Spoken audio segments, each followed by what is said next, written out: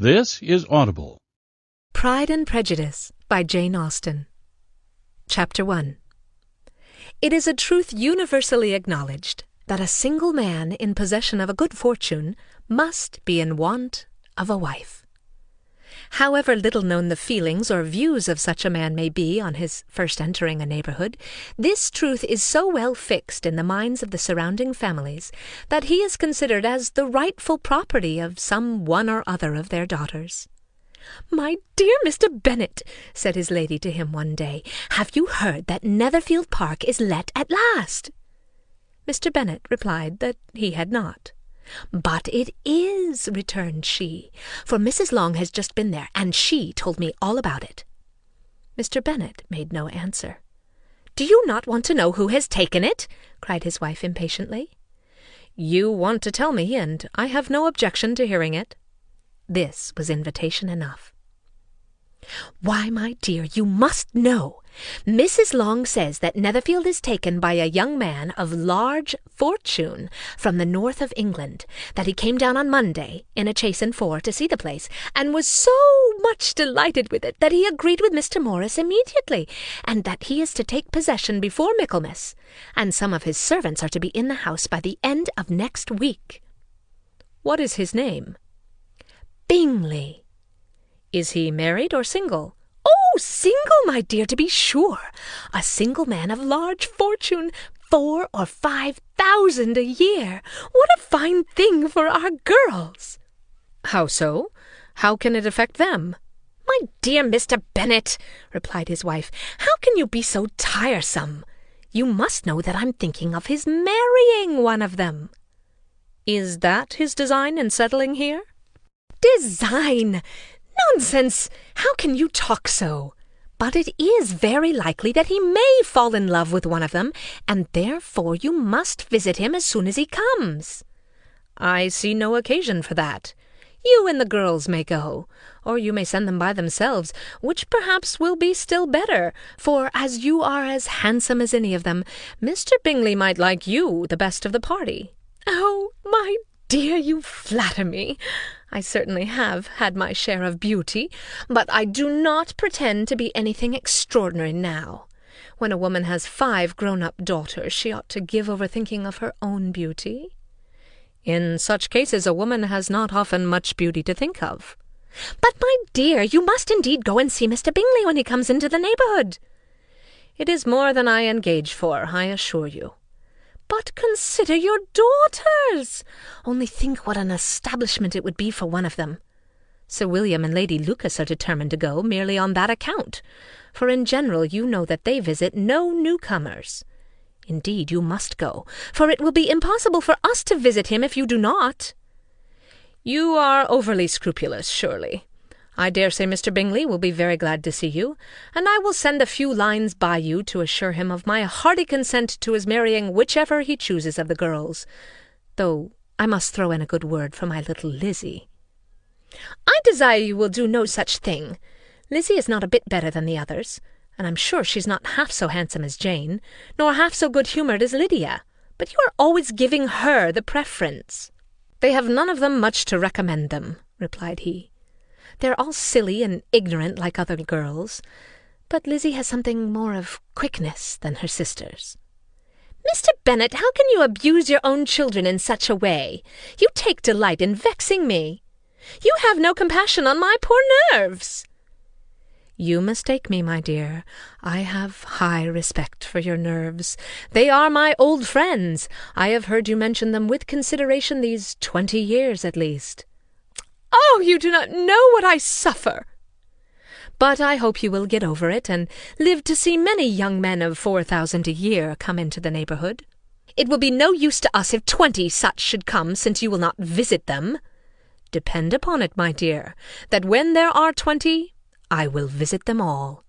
Mr. Bennet was so odd a mixture of quick parts, sarcastic humour, reserve, and caprice, that the experience of 23 years had been insufficient to make his wife understand his character. Her mind was less difficult to develop. She was a woman of mean understanding, little information, and uncertain temper. When she was discontented, she fancied herself nervous.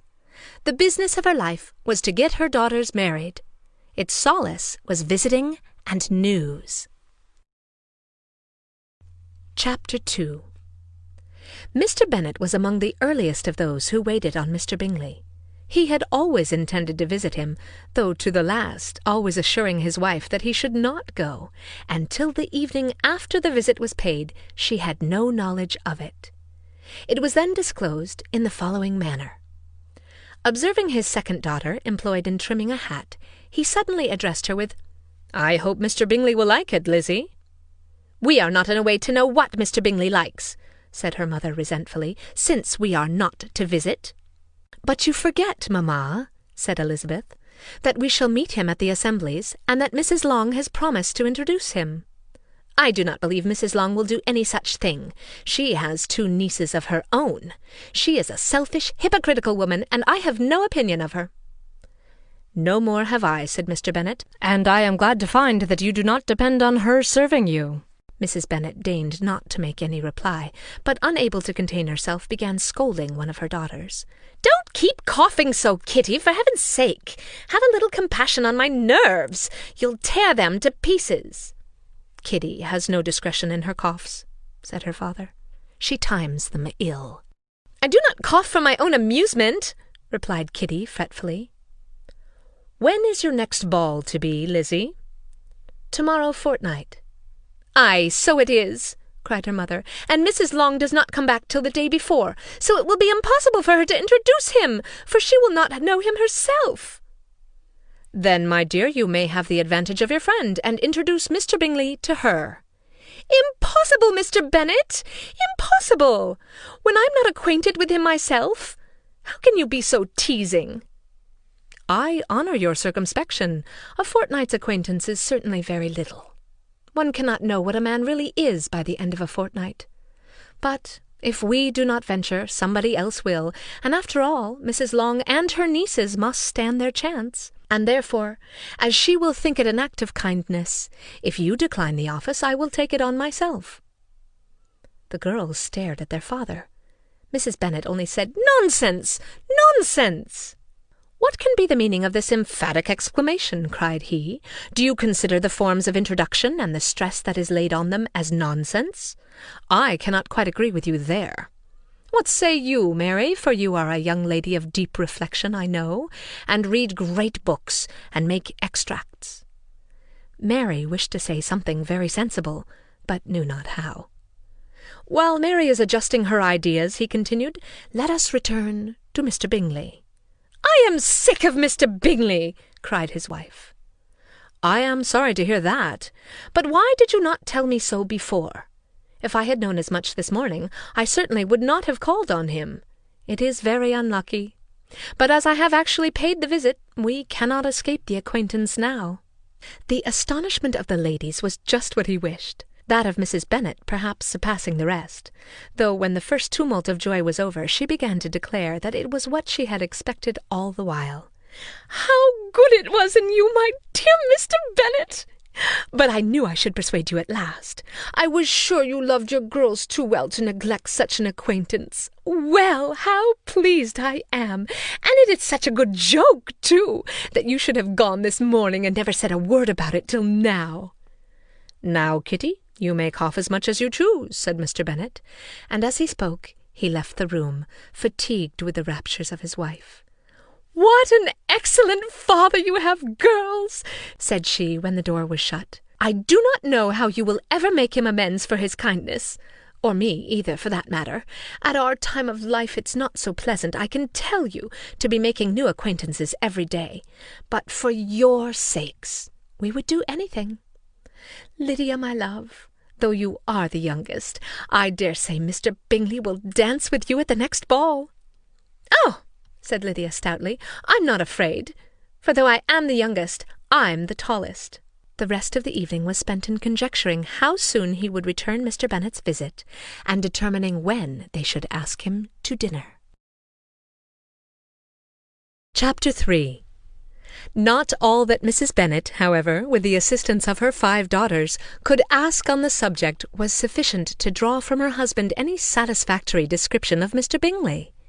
They attacked him in various ways, with barefaced questions, ingenious suppositions, and distant surmises. But he eluded the skill of them all, and they were at last obliged to accept the second-hand intelligence of their neighbour, Lady Lucas. Her report was highly favourable. Sir William had been delighted with him. He was quite young, wonderfully handsome, extremely agreeable, and to crown the whole, he meant to be at the next assembly with a large party. Nothing could be more delightful. To be fond of dancing was a certain step toward falling in love, and very lively hopes of Mr. Bingley's heart were entertained. "If I can but see one of my daughters happily settled at Netherfield," said Mrs. Bennet to her husband, "and all the others equally well married, I shall have nothing to wish for." In a few days Mr. Bingley returned Mr. Bennet's visit, and sat about 10 minutes with him in his library. He had entertained hopes of being admitted to a sight of the young ladies, of whose beauty he had heard much, but he saw only the father. The ladies were somewhat more fortunate, for they had the advantage of ascertaining from an upper window that he wore a blue coat and rode a black horse. An invitation to dinner was soon afterwards dispatched, and already had Mrs. Bennet planned the courses that were to do credit to her housekeeping, when an answer arrived which deferred it all. Mr. Bingley was obliged to be in town the following day, and consequently unable to accept the honour of their invitation, etc. Mrs. Bennet was quite disconcerted. She could not imagine what business he could have in town so soon after his arrival in Hertfordshire, and she began to fear that he might be always flying about from one place to another, and never settled at Netherfield as he ought to be. Lady Lucas quieted her fears a little by starting the idea of his being gone to London only to get a large party for the ball, and a report soon followed that Mr. Bingley was to bring 12 ladies and 7 gentlemen with him to the assembly. The girls grieved over such a number of ladies, but were comforted the day of the ball by hearing that instead of 12, he had brought only 6 with him from London, his 5 sisters and a cousin. And when the party entered the assembly-room, it consisted of only 5 altogether: Mr. Bingley, his 2 sisters, the husband of the eldest, and another young man. Mr. Bingley was good-looking and gentlemanlike. He had a pleasing countenance and easy, unaffected manners. His sisters were fine women, with an air of decided fashion. His brother-in-law, Mr. Hurst, merely looked the gentleman, but his friend Mr. Darcy soon drew the attention of the room by his fine, tall person, handsome features, noble mien, and the report, which was in general circulation within 5 minutes after his entrance, of his having 10,000 a year. The gentlemen pronounced him to be a fine figure of a man.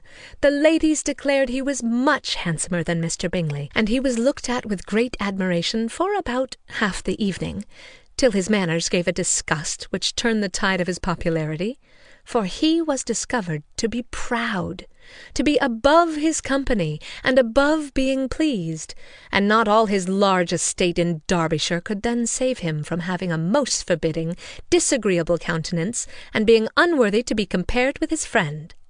Mr. Bingley had soon made himself acquainted with all the principal people in the room. He was lively and unreserved, danced every dance, was angry that the ball closed so early, and talked of giving one himself at Netherfield. Such amiable qualities must speak for themselves. What a contrast between him and his friend! Mr. Darcy danced only once with Mrs. Hurst, and once with Miss Bingley, declined being introduced to any other lady, and spent the rest of the evening in walking about the room, speaking occasionally to one of his own party. His character was decided. He was the proudest, most disagreeable man in the world, and everybody hoped that he would never come there again. Amongst the most violent against him was Mrs. Bennet, whose dislike of his general behaviour was sharpened into particular resentment by his having slighted one of her daughters. Elizabeth Bennet had been obliged by the scarcity of gentlemen to sit down for 2 dances, and during part of that time Mr. Darcy had been standing near enough for her to overhear a conversation between him and Mr. Bingley, who came from the dance for a few minutes to press his friend to join it. "Come, Darcy," he said. "I must have you dance.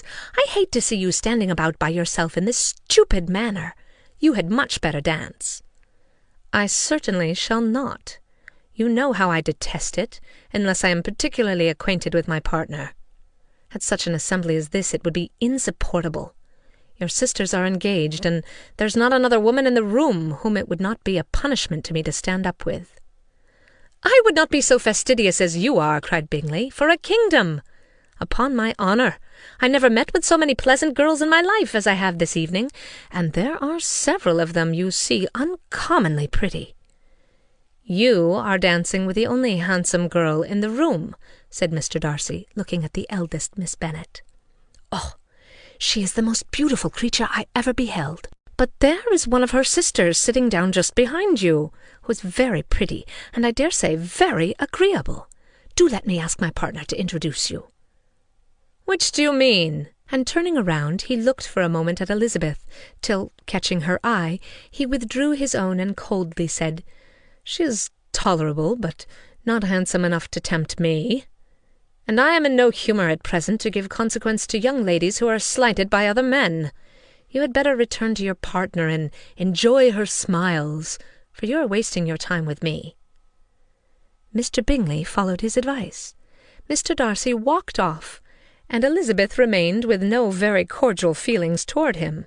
She told the story, however, with great spirit among her friends, for she had a lively, playful disposition which delighted in anything ridiculous.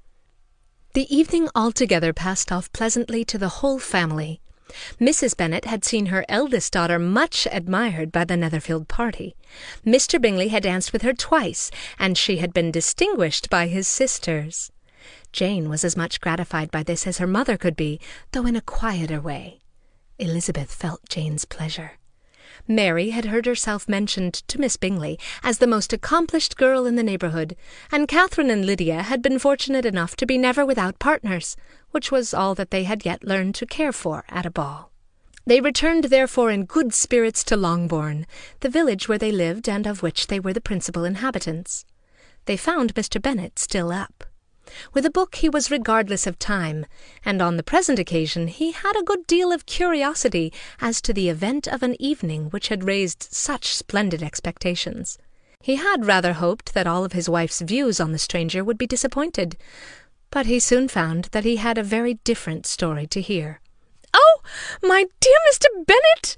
as she entered the room, "we have had a most delightful evening, a most excellent ball. I wish you had been there. Jane was so admired. Nothing could be like it. Everybody said how well she looked, and Mr. Bingley thought her quite beautiful, and danced with her twice. Only think of that, my dear! He actually danced with her twice, and she was the only creature in the room that he asked a second time. First of all, he asked Miss Lucas. I was so vexed to see him stand up with her, but, however, he did not admire her at all. Indeed, nobody can, you know. And he seemed quite struck with Jane as she was going down the dance. So he inquired who she was, and got introduced, and asked her for the two next. Then the 2/3 he danced with Miss King, and the 2/4 with Maria Lucas, and the 2/5 with Jane again, and the 2/6 with Lizzie, and the boulanger. If he had had any compassion for me, cried her husband impatiently, he would not have danced half so much. For God's sake, say no more of his partners. Ah, that he had sprained his ankle in the first dance. "Oh, my dear," continued Mrs. Bennet, "I am quite delighted with him. He is so excessively handsome, and his sisters are charming women. I never in my life saw anything more elegant than their dresses. I dare say the lace upon Mrs. Hurst's gown—" Here she was interrupted again. Mr. Bennet protested against any description of finery. She was, therefore, obliged to seek another branch of the subject, and related with much bitterness of spirit and some exaggeration the shocking rudeness of Mr. Darcy. "But I can assure you," she added, "that Lizzie does not lose much by not suiting his fancy, for he is a most disagreeable, horrid man, not at all worth pleasing. So high and so conceited that there was no enduring him. He walked here and he walked there, fancying himself so very great. Not handsome enough to dance with. I wish you had been there, my dear, to have given him one of your set-downs. I quite detest the man." Chapter 4. When Jane and Elizabeth were alone, the former, who had been cautious in her praise of Mr. Bingley before, expressed to her sister how very much she admired him. "He is just what a young man ought to be," said she. "Sensible, good-humoured, lively, and I never saw such happy manners, so much at ease, with such perfect good breeding." "He is also handsome," replied Elizabeth, "which a young man ought likewise to be, if he possibly can. His character is thereby complete." "I was very much flattered by his asking me to dance a second time. I did not expect such a compliment." "Did not you? I did for you. But that is one great difference between us. Compliments always take you by surprise, and me never. What could be more natural than his asking you again? He could not help seeing that you were about 5 times as pretty as every other woman in the room. No thanks to his gallantry for that. Well, he certainly is very agreeable, and I give you leave to like him. You've liked many a stupider person." "Dear Lizzie." "Oh, you are a great deal too apt, you know, to like people in general. You never see a fault in anybody. All the world are good and agreeable in your eyes. I never heard you speak ill of a human being in my life." "I would not wish to be hasty in censuring anyone, but I always speak what I think." "I know you do, and it is that which makes the wonder. With your good sense, to be so honestly blind to the follies and nonsense of others. Affectation of candour is common enough, one meets it everywhere, but to be candid without ostentation or design, to take the good of everybody's character and make it still better, and say nothing of the bad, belongs to you alone." "And so you like this man's sisters too, do you?" "Their manners are not equal to his." "Certainly not, at first. But they are very pleasing women when you converse with them. Miss Bingley is to live with her brother and keep his house, and I am much mistaken if we shall not find a very charming neighbour in her." Elizabeth listened in silence, but was not convinced. Their behaviour at the assembly had not been calculated to please in general, and with more quickness of observation and less pliancy of temper than her sister, and with a judgment, too, unassailed by any attention to herself, she was very little disposed to approve them. They were, in fact, very fine ladies, not deficient in good humour when they were pleased, nor in the power of being agreeable where they chose it, but proud and conceited. They were rather handsome, and had been educated in one of the first private seminaries in town, had a fortune of £20,000, were in the habit of spending more than they ought, and of associating with people of rank, and were therefore in every respect entitled to think well of themselves and meanly of others. They were of a respectable family in the north of England, a circumstance more deeply impressed on their memories than that their brother's fortune and their own had been acquired by trade. Mr. Bingley inherited property to the amount of nearly £100,000 from his father, who had intended to purchase an estate, but did not live to do it. Mr. Bingley intended it likewise, and sometimes made choice of his county. But as he was now provided with a good house and the liberty of a manor, it was doubtful to many of those who best knew the easiness of his temper, whether he might not spend the remainder of his days at Netherfield, and leave the next generation to purchase. His sisters were very anxious for his having an estate of his own, but though he was now established only as a tenant, Miss Bingley was by no means unwilling to preside at his table, nor Mrs. Hurst, who had married a man of more fashion than fortune, less disposed to consider his house as her home when it suited her. Mr. Bingley had not been of age 2 years when he was tempted by an accidental recommendation to look at Netherfield House. He did look at it and into it for half an hour, was pleased with the situation and the principal rooms, satisfied with what the owner said in its praise, and took it immediately. Between him and Darcy there was a very steady friendship, in spite of a great opposition of character. Bingley was endeared to Darcy by the easiness, openness, ductility of his temper, though no disposition could offer a greater contrast to his own, and though with his own he never appeared dissatisfied. On the strength of Darcy's regard, Bingley had the firmest reliance, and of his judgment the highest opinion. In understanding, Darcy was the superior. Bingley was by no means deficient, but Darcy was clever. He was at the same time haughty, reserved, and fastidious, and his manners, though well-bred, were not inviting. In that respect his friend had greatly the advantage. Bingley was sure of being liked wherever he appeared. Darcy was continually giving offence. The manner in which they spoke of the Meryton assembly was sufficiently characteristic. Bingley had never met with pleasanter people or prettier girls in his life. Everybody had been most kind and attentive to him. There had been no formality, no stiffness. He had soon felt acquainted with all the room. And as to Miss Bennet, he could not conceive an angel more beautiful. Darcy, on the contrary, had seen a collection of people in whom there was little beauty and no fashion, for none of whom he had felt the smallest interest, and from none received either attention or pleasure. Miss Bennet he acknowledged to be pretty, but she smiled too much. Mrs. Hurst and her sister allowed it to be so, but still they admired her and liked her, and pronounced her to be a sweet girl, and one whom they should not object to know more of. Miss Bennet was therefore established as a sweet girl, and their brother felt authorized by such commendation to think of her as he chose.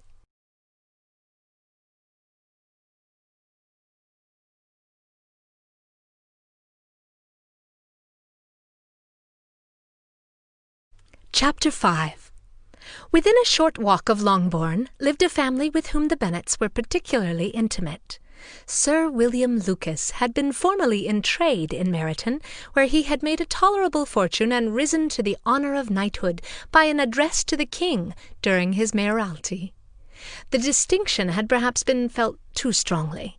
It had given him a disgust to his business and to his residence in a small market town, and quitting them both, he had removed with his family to a house about a mile from Meryton, denominated from that period Lucas Lodge, where he could think with pleasure of his own importance, and, unshackled by business, occupy himself solely in being civil to all the world. For though elated by his rank, it did not render him supercilious. On the contrary, he was all attention to everybody. By nature inoffensive, friendly, and obliging, his presentation at St. James's had made him courteous. Lady Lucas was a very good kind of woman, not too clever to be a valuable neighbour to Mrs. Bennet. They had several children. The eldest of them, a sensible, intelligent young woman about 27, was Elizabeth's intimate friend.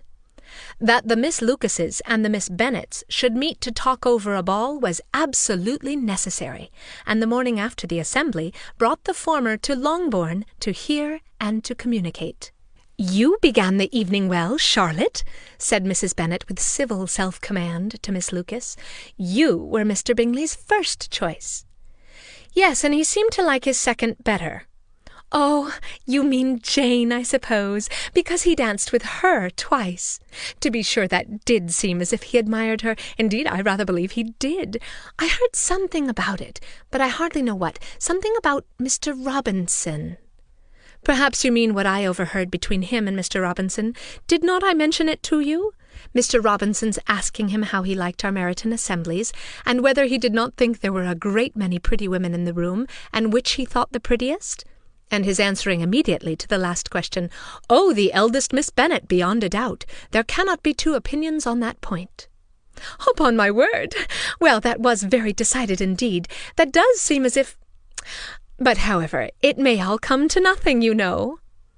"My overhearings were more to the purpose than yours, Eliza," said Charlotte. "Mr. Darcy is not so well worth listening to as his friend, is he? Poor Eliza! To be only just tolerable! I beg you would not put it into Lizzie's head to be vexed by his ill-treatment, for he is such a disagreeable man that it would be quite a misfortune to be liked by him. Mrs. Long told me last night that he sat close to her for half an hour without once opening his lips." "Are you quite sure, ma'am? Is there not a little mistake?" said Jane. "I certainly saw Mr. Darcy speaking to her." "Aye, because she asked him at last how he liked Netherfield, and he could not help answering her. But she said he seemed very angry at being spoke to." "Miss Bingley told me," said Jane, "that he never speaks much unless among his intimate acquaintance. With them he is remarkably agreeable." "I do not believe a word of it, my dear. If he had been so very agreeable, he would have talked to Mrs. Long. But I can guess how it was. Everybody says that he is ate up with pride, and I dare say he had somehow heard that Mrs. Long does not keep a carriage, and had come to the ball in a hack chaise." "I do not mind his not talking to Mrs. Long," said Miss Lucas, "but I wish he had danced with Eliza." "Another time, Lizzie," said her mother, "I would not dance with him if I were you." "I believe, ma'am, I may safely promise you never to dance with him." "His pride," said Miss Lucas, "does not offend me so much as pride often does, because there is an excuse for it. One cannot wonder that so very fine a young man with family, fortune, everything in his favour should think highly of himself. If I may so express it, he has a right to be proud." "That is very true," replied Elizabeth, "and I could easily forgive his pride if he had not mortified mine." "Pride," observed Mary, who piqued herself on the solidity of her reflections, "is a very common failing, I believe. By all that I have ever read, I am convinced that it is very common indeed, that human nature is particularly prone to it, and that there are very few of us who do not cherish a feeling of self-complacency on the score of some quality or other, real or imaginary. Vanity and pride are different things, though the words are often used synonymously. A person may be proud without being vain. Pride relates to our opinion of ourselves, vanity to what we would have others think of us." "If I were as rich as Mr. Darcy," cried a young Lucas who came with his sisters, "I should not care how proud I was. I would keep a pack of foxhounds and drink a bottle of wine every day." "Then you would drink a great deal more than you ought," said Mrs. Bennet, "and if I were to see you at it, I should take away your bottle directly." The boy protested that she should not. She continued to declare that she would, and the argument ended only with the visit. Chapter 6. The ladies of Longbourn soon waited on those of Netherfield. The visit was returned in due form. Miss Bennet's pleasing manners grew on the goodwill of Mrs. Hurst and Miss Bingley, and though the mother was found to be intolerable, and the younger sisters not worth speaking to, a wish of being better acquainted with them was expressed toward the two eldest. By Jane, this attention was received with the greatest pleasure, but Elizabeth saw the superciliousness in their treatment of everybody, hardly excepting even her sister, and could not like them, although their kindness to Jane, such as it was, had a value as arising in all probability from the influence of their brother's admiration.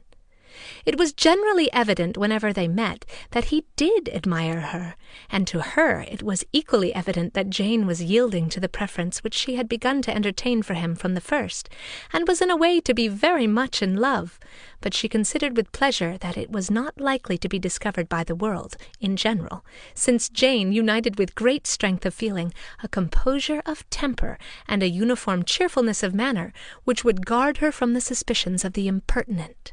She mentioned this to her friend, Miss Lucas. "It may perhaps be pleasant," replied Charlotte, "to be able to impose on the public in such a case, but it is sometimes a disadvantage to be so very guarded. If a woman conceals her affection with the same skill from the object of it, she may lose the opportunity of fixing him, and it will then be but poor consolation to believe the world equally in the dark.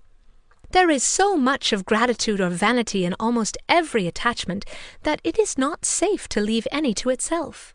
We can all begin freely. A slight preference is natural enough, but there are very few of us who have heart enough to be really in love without encouragement. In 9 cases out of 10, a woman had better show more affection than she feels. Bingley likes your sister undoubtedly, but he may never do more than like her if she does not help him on. But she does help him on, as much as her nature will allow. But I can perceive her regard for him. He must be a simpleton indeed to not discover it too. Remember, Eliza, that he does not know Jane's disposition as you do. But if a woman is partial to a man and does not endeavour to conceal it, he must find it out. Perhaps he must, if he sees enough of her.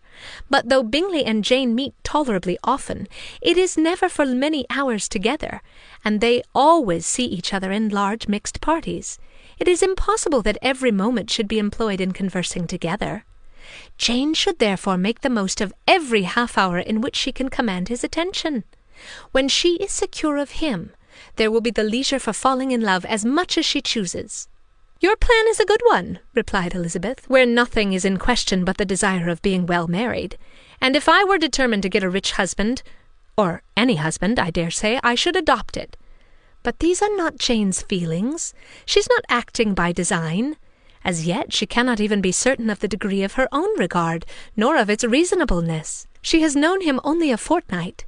She danced 4 dances with him at Meryton. She saw him one morning at his own house, and has since dined in company with him 4 times. This is not quite enough to make her understand his character. Not as you represent it. Had she merely dined with him, she might have only discovered whether he had a good appetite. But you must remember that 4 evenings have also been spent together, and 4 evenings may do a great deal. Yes, these 4 evenings have enabled them to ascertain that they both liked Vingt Inn better than commerce. But with respect to any other leading characteristic, I do not imagine that much has been unfolded. "Well," said Charlotte, "I wish Jane success with all my heart, and if she were married to him to-morrow, I should think she had as good a chance of happiness as if she were to be studying his character for a 12-month. Happiness in marriage is entirely a matter of chance. If the dispositions of the parties are ever so well known to each other, or ever so similar beforehand, it does not advance their felicity in the least. They always continue to grow sufficiently unlike afterwards to have their share of vexation, and it is better to know as little as possible of the defects of the person with whom you are to pass your life."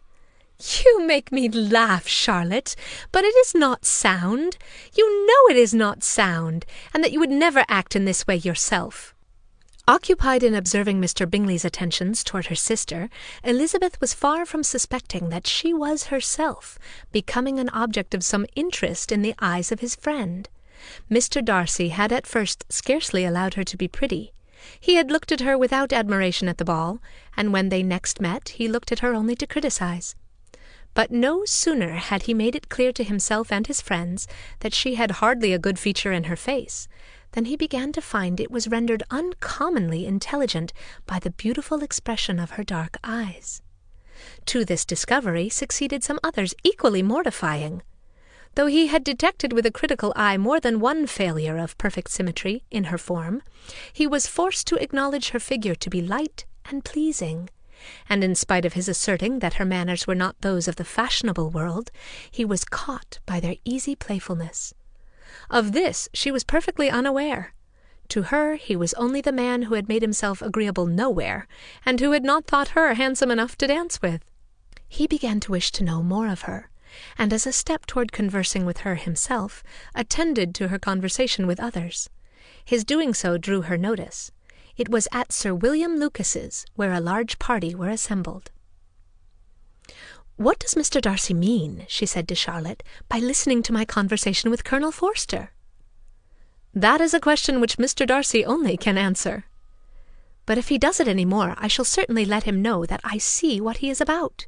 He has a very satirical eye, and if I do not begin by being impertinent myself, I shall soon grow afraid of him." On his approaching them soon afterwards, though without seeming to have any intention of speaking, Miss Lucas defied her friend to mention such a subject to him, which immediately provoking Elizabeth to do it, she turned to him and said, "Did you not think, Mr. Darcy, that I expressed myself uncommonly well just now when I was teasing Colonel Forster to give us a ball at Meryton?" "With great energy. But it is a subject which always makes a lady energetic." "You are severe on us." "It will be her turn soon to be teased," said Miss Lucas. "I am going to open the instrument, Eliza, and you know what follows." "You are a very strange creature by way of a friend, always wanting me to play and sing before anybody and everybody. If my vanity had taken a musical turn, you would have been invaluable. But as it is, I would really rather not sit down before those who must be in the habit of hearing the very best performers." On Miss Lucas's persevering, however, she added, "Very well. If it must be so, it must." And gravely glancing at Mr. Darcy, "There is a fine old saying, which everybody here is of course familiar with, 'Keep your breath to cool your porridge,' and I shall keep mine to swell my song." Her performance was pleasing, though by no means capital, After a song or two, and before she could reply to the entreaties of several that she would sing again, she was eagerly succeeded at the instrument by her sister Mary, who, having, in consequence of being the only plain one in the family, worked hard for knowledge and accomplishments, was always impatient for display. Mary had neither genius nor taste, and though vanity had given her application, it had given her likewise a pedantic air and conceited manner, which would have injured a higher degree of excellence than she had reached. Elizabeth, easy and unaffected, had been listened to with much more pleasure, though not playing half so well, and Mary, at the end of a long concerto, was glad to purchase praise and gratitude by Scotch and Irish airs at the request of her younger sisters, who with some of the Lucases and 2 or 3 officers joined eagerly in dancing at one end of the room. Mr. Darcy stood near them in silent indignation at such a mode of passing the evening, to the exclusion of all conversation, and was too much engrossed by his own thoughts to perceive that Sir William Lucas was his neighbour, till Sir William thus began. "What a charming amusement for the young people this is, Mr. Darcy! There's nothing like dancing, after all. I consider it as one of the first refinements of polished societies." "Certainly, sir. And it has the advantage also of being in vogue among the less polished societies of the world. Every savage can dance." Sir William only smiled. "Your friend performs delightfully," he continued after a pause, on seeing Bingley join the group, "and I doubt not that you are an adept in the science yourself, Mr. Darcy." "You saw me dance at Meryton, I believe, sir?" "Yes, indeed, and received no inconsiderable pleasure from the sight. Do you often dance at St. James?" "Never, sir." "Do you not think it would be a proper compliment to the place?" "It is a compliment which I never pay to any place, if I can avoid it." "You have a house in town, I conclude?" Mr. Darcy bowed. "I had once some thoughts of fixing in town myself, for I am fond of superior society, but I did not feel quite certain that the air of London would agree with Lady Lucas." He paused, in hopes of an answer, but his companion was not disposed to make any, and Elizabeth at that instant moving toward them, he was struck with the notion of doing a very gallant thing, and called out to her, "My dear Miss Eliza, why are you not dancing? Mr. Darcy, you must allow me to present this young lady to you as a very desirable partner. You cannot refuse to dance, I am sure, when so much beauty is before you." And taking her hand, he would have given it to Mr. Darcy, who, though extremely surprised, was not unwilling to receive it, when she instantly drew back, and said with some discomposure to Sir William, "Indeed, sir, I have not the least intention of dancing. I entreat you not to suppose that I move this way in order to beg for a partner." Mr. Darcy, with grave propriety, requested to be allowed the honour of her hand, but in vain. Elizabeth was determined, nor did Sir William at all shake her purpose by his attempt at persuasion. "You excel so much in the dance, Miss Eliza, that it is cruel to deny me the happiness of seeing you, and though this gentleman dislikes the amusement in general, he can have no objection, I am sure, to oblige us for 1/2 hour." "Mr. Darcy is all politeness," said Elizabeth, smiling.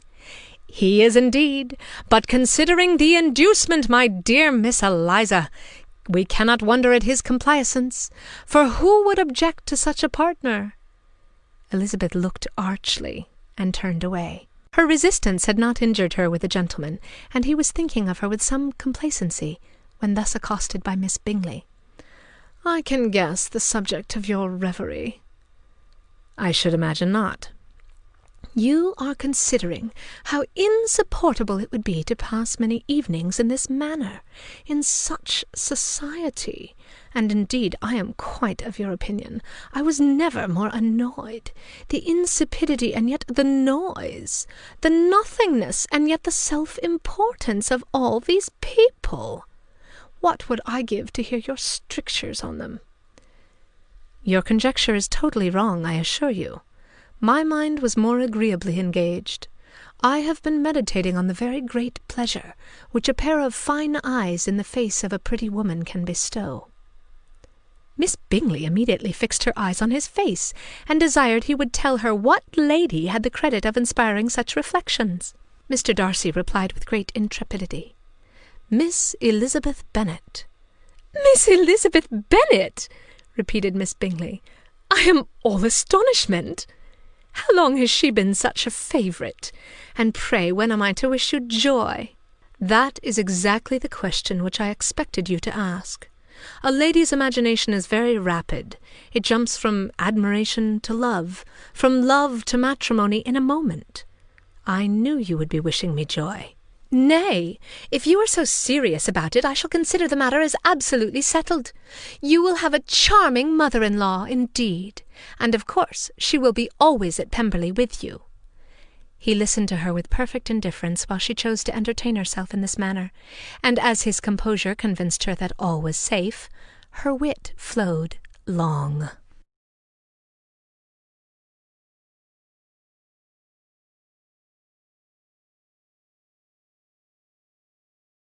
Chapter 7.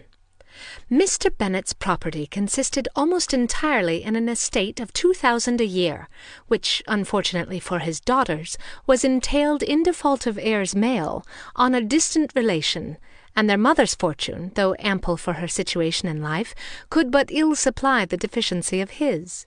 Her father had been an attorney in Meryton, and had left her £4,000. She had a sister married to a Mr. Phillips, who had been a clerk to their father and succeeded him in the business, and a brother settled in London in a respectable line of trade. The village of Longbourn was only 1 mile from Meryton, a most convenient distance for the young ladies who were usually tempted thither 3 or 4 times a week to pay their duty to their aunt and to a milliner's shop just over the way. The 2 youngest of the family, Catherine and Lydia, were particularly frequent in these attentions. Their minds were more vacant than their sisters', and when nothing better offered, a walk to Meryton was necessary to amuse their morning hours and furnish conversation for the evening, and however bare of news the country in general might be, they always contrived to learn some from their aunt. At present, indeed, they were well supplied both with news and happiness by the recent arrival of a militia regiment in the neighbourhood. It was to remain the whole winter, and Meryton was the headquarters. Their visits to Mrs. Phillips were now productive of the most interesting intelligence. Every day added something to their knowledge of the officers' names and connections. Their lodgings were not long a secret, and at length they began to know the officers themselves. Mr. Phillips visited them all, and this opened to his nieces a source of felicity unknown before. They could talk of nothing but officers, and Mr. Bingley's large fortune, the mention of which gave animation to their mother, was worthless in their eyes when opposed to the regimentals of an ensign.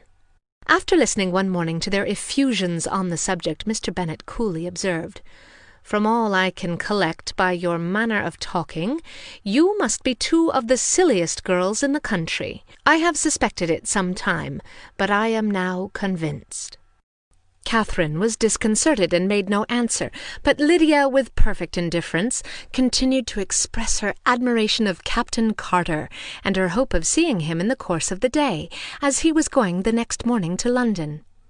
"I am astonished, my dear," said Mrs. Bennet, "that you should be so ready to think your own children silly. If I wish to think slightingly of anybody's children, it should not be of my own, however. If my children are silly, I must hope to be always sensible of it." "Yes, but as it happens, they are all of them very clever." "This is the only point, I flatter myself, on which we do not agree. I had hoped that our sentiments coincided in every particular, but I must so far differ from you as to think our 2 youngest daughters uncommonly foolish." "My dear Mr. Bennet, you must not expect such girls to have the sense of their father and mother. When they get to our age, I dare say they will not think about officers any more than we do. I remember the time when I liked a red coat myself very well, and indeed so I do still in my heart, and if a smart young colonel with 5,000 or 6,000 a year should want one of my girls, I shall not say nay to him. And I thought Colonel Forster looked very becoming the other night at Sir William's in his regimentals." "Mamma," cried Lydia, "my aunt says that Colonel Forster and Captain Carter do not go so often to Miss Watson's as they did when they first came. She sees them now very often standing in Clark's library." Mrs. Bennet was prevented replying by the entrance of a footman with a note for Miss Bennet. It came from Netherfield, and the servant waited for an answer. Mrs. Bennet's eyes sparkled with pleasure, and she was eagerly calling out while her daughter read, "Well, Jane, who is it from? And what is it about? What does he say?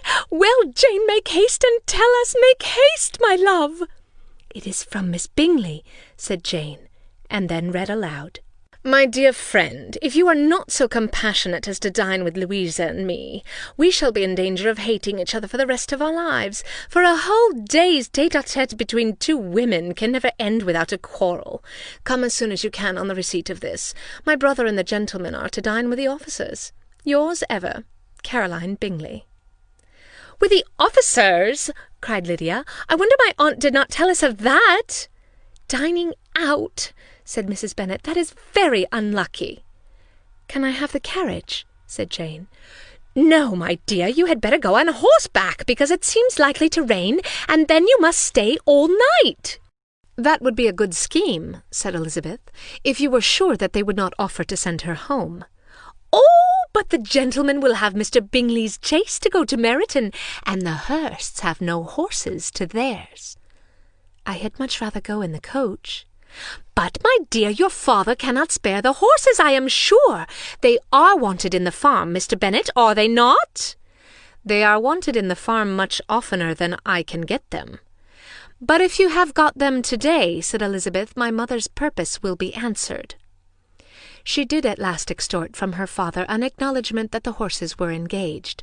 Jane was, therefore, obliged to go on horseback, and her mother attended her to the door with many cheerful prognostics of a bad day. Her hopes were answered. Jane had not been gone long before it rained hard. Her sisters were uneasy for her, but her mother was delighted. The rain continued the whole evening without intermission. Jane certainly could not come back. "Oh, this is a lucky idea of mine indeed," said Mrs. Bennet more than once, as if the credit of making it rain were all her own. Till the next morning, however, she was not aware of all the felicity of her contrivance.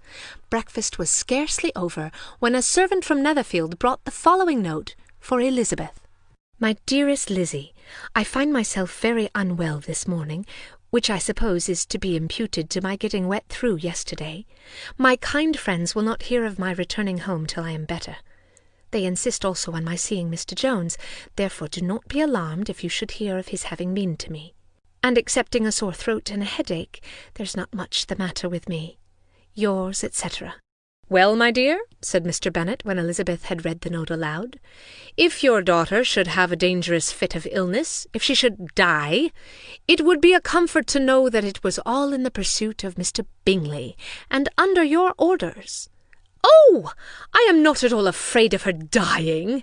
People do not die of little trifling colds. She will be taken good care of. As long as she stays there, it is all very well. I would go to see her, if I could have the carriage." Elizabeth, feeling really anxious, was determined to go to her, though the carriage was not to be had, and as she was no horsewoman, walking was her only alternative. She declared her resolution. "How can you be so silly," cried her mother, "as to think of such a thing in all this dirt? You will not be fit to be seen when you get there." "I shall be very fit to see Jane, which is all I want." "Is this a hint to me, Lizzie," said her father, "to send for the horses?" "No, indeed. I do not wish to avoid the walk. The distance is nothing when one has a motive. Only 3 miles. I shall be back by dinner." "I admire the activity of your benevolence," observed Mary, "but every impulse of feeling should be guided by reason, and in my opinion exertion should always be in proportion to what is required." "We will go as far as Meryton with you," said Catherine and Lydia. Elizabeth accepted their company, and the 3 young ladies set off together. "If we make haste," said Lydia, as they walked along, "perhaps we may see something of Captain Carter before he goes." In Meryton they parted. The 2 youngest repaired to the lodgings of one of the officers' wives, and Elizabeth continued her walk alone, crossing field after field at a quick pace, jumping over stiles and springing over puddles with impatient activity, and finding herself at last within view of the house, with weary ankles, dirty stockings, and a face glowing with the warmth of exercise. She was shown into the breakfast parlour, where all but Jane were assembled, and where her appearance created a great deal of surprise. That she should have walked 3 miles so early in the day, in such dirty weather, and by herself, was almost incredible to Mrs. Hurst and Miss Bingley, and Elizabeth was convinced that they held her in contempt for it. She was received, however, very politely by them, and in their brother's manners there was something better than politeness. There was good humour and kindness. Mr. Darcy said very little, and Mr. Hurst nothing at all. The former was divided between admiration of the brilliancy which exercise had given to her complexion, and doubt as to the occasions justifying her coming so far alone. The latter was thinking only of his breakfast. Her inquiries after her sister were not very favourably answered. Miss Bennet had slept ill, and though up was very feverish and not well enough to leave her room. Elizabeth was glad to be taken to her immediately, and Jane, who had only been withheld by the fear of giving alarm or inconvenience from expressing in her note how much she longed for such a visit, was delighted at her entrance. She was not equal, however, to much conversation, and when Miss Bingley left them together, could attempt little beside expressions of gratitude for the extraordinary kindness she was treated with. Elizabeth silently attended her. When breakfast was over, they were joined by the sisters, and Elizabeth began to like them herself, when she saw how much affection and solicitude they showed for Jane. The apothecary came, and having examined his patient, said, as might be supposed, that she had caught a violent cold, and that they must endeavour to get the better of it, advised her to return to bed, and promised her some draughts. The advice was followed readily, for the feverish symptoms increased, and her head ached acutely. Elizabeth did not quit her room for a moment, nor were the other ladies often absent. The gentlemen being out, they had in fact nothing to do elsewhere. When the clock struck 3, Elizabeth felt that she must go, and very unwillingly said so. Miss Bingley offered her the carriage, and she only wanted a little pressing to accept it, when Jane testified such concern in parting with her that Miss Bingley was obliged to convert the offer of the chaise into an invitation to remain at Netherfield for the present. Elizabeth most thankfully consented, and a servant was dispatched to Longbourn to acquaint the family with her stay and bring back a supply of clothes. Chapter 8. At 5 o'clock the 2 ladies retired to dress, and at 6:30 Elizabeth was summoned to dinner. To the civil inquiries which then poured in, and amongst which she had the pleasure of distinguishing the much superior solicitude of Mr. Bingley's, she could not make a very favourable answer. Jane was by no means better. The sisters, on hearing this, repeated 3 or 4 times how much they were grieved, how shocking it was to have a bad cold, and how excessively they disliked being ill themselves, and then thought no more of the matter, and their indifference toward Jane, when not immediately before them, restored Elizabeth to the enjoyment of all her original dislike. Their brother, indeed, was the only one of the party whom she could regard with any complacency. His anxiety for Jane was evident, and his attentions to herself most pleasing, and they prevented her feeling herself so much an intruder as she believed she was considered by the others. She had very little notice from any but him. Miss Bingley was engrossed by Mr. Darcy, her sister scarcely less so, and as for Mr. Hurst, by whom Elizabeth sat, he was an indolent man who lived only to eat, drink, and play at cards, who, when he found her prefer a plain dish to a ragout, had nothing to say to her. When dinner was over, she returned directly to Jane, and Miss Bingley began abusing her as soon as she was out of the room. Her manners were pronounced to be very bad indeed, a mixture of pride and impertinence. She had no conversation, no style, no taste, no beauty. Mrs. Hurst thought the same, and added, "She has nothing, in short, to recommend her, but being an excellent walker. I shall never forget her appearance this morning. She really looked almost wild." "She did indeed, Louisa. I could hardly keep my countenance. Very nonsensical to come at all. Why must she be scampering about the country because her sister has a cold? Her hair is so untidy, so blousy." "Yes, and her petticoat. I hope you saw her petticoat. 6 inches deep in mud, I'm absolutely certain. And the gown which had been let down to hide it not doing its office." "Your picture may be very exact, Louisa," said Bingley, "but this was all lost upon me. "I thought Miss Elizabeth Bennet looked remarkably well when she came into the room this morning. Her dirty petticoat quite escaped my notice." "You observed it, Mr. Darcy, I am sure," said Miss Bingley, "and I am inclined to think that you would not wish to see your sister make such an exhibition." "Certainly not. To walk 3 miles or 4 miles or 5 miles or whatever it is, above her ankles in dirt, and alone, quite alone. What could she mean by it? It seems to me to show an abominable sort of conceited independence, a most country town indifference to decorum." "It shows an affection for her sister that's very pleasing," said Bingley. "I'm afraid, Mr. Darcy," observed Miss Bingley in a half-whisper, "that this adventure has rather affected your admiration of her fine eyes." "Not at all," he replied. "They were brightened by the exercise." A short pause followed this speech, and Mrs. Hurst began again. "I have an excessive regard for Jane Bennet. She is really a very sweet girl, and I wish with all my heart she were well settled. But with such a father and mother, and such low connections, I'm afraid there's no chance of it. I think I have heard you say that their uncle is an attorney in Meryton?"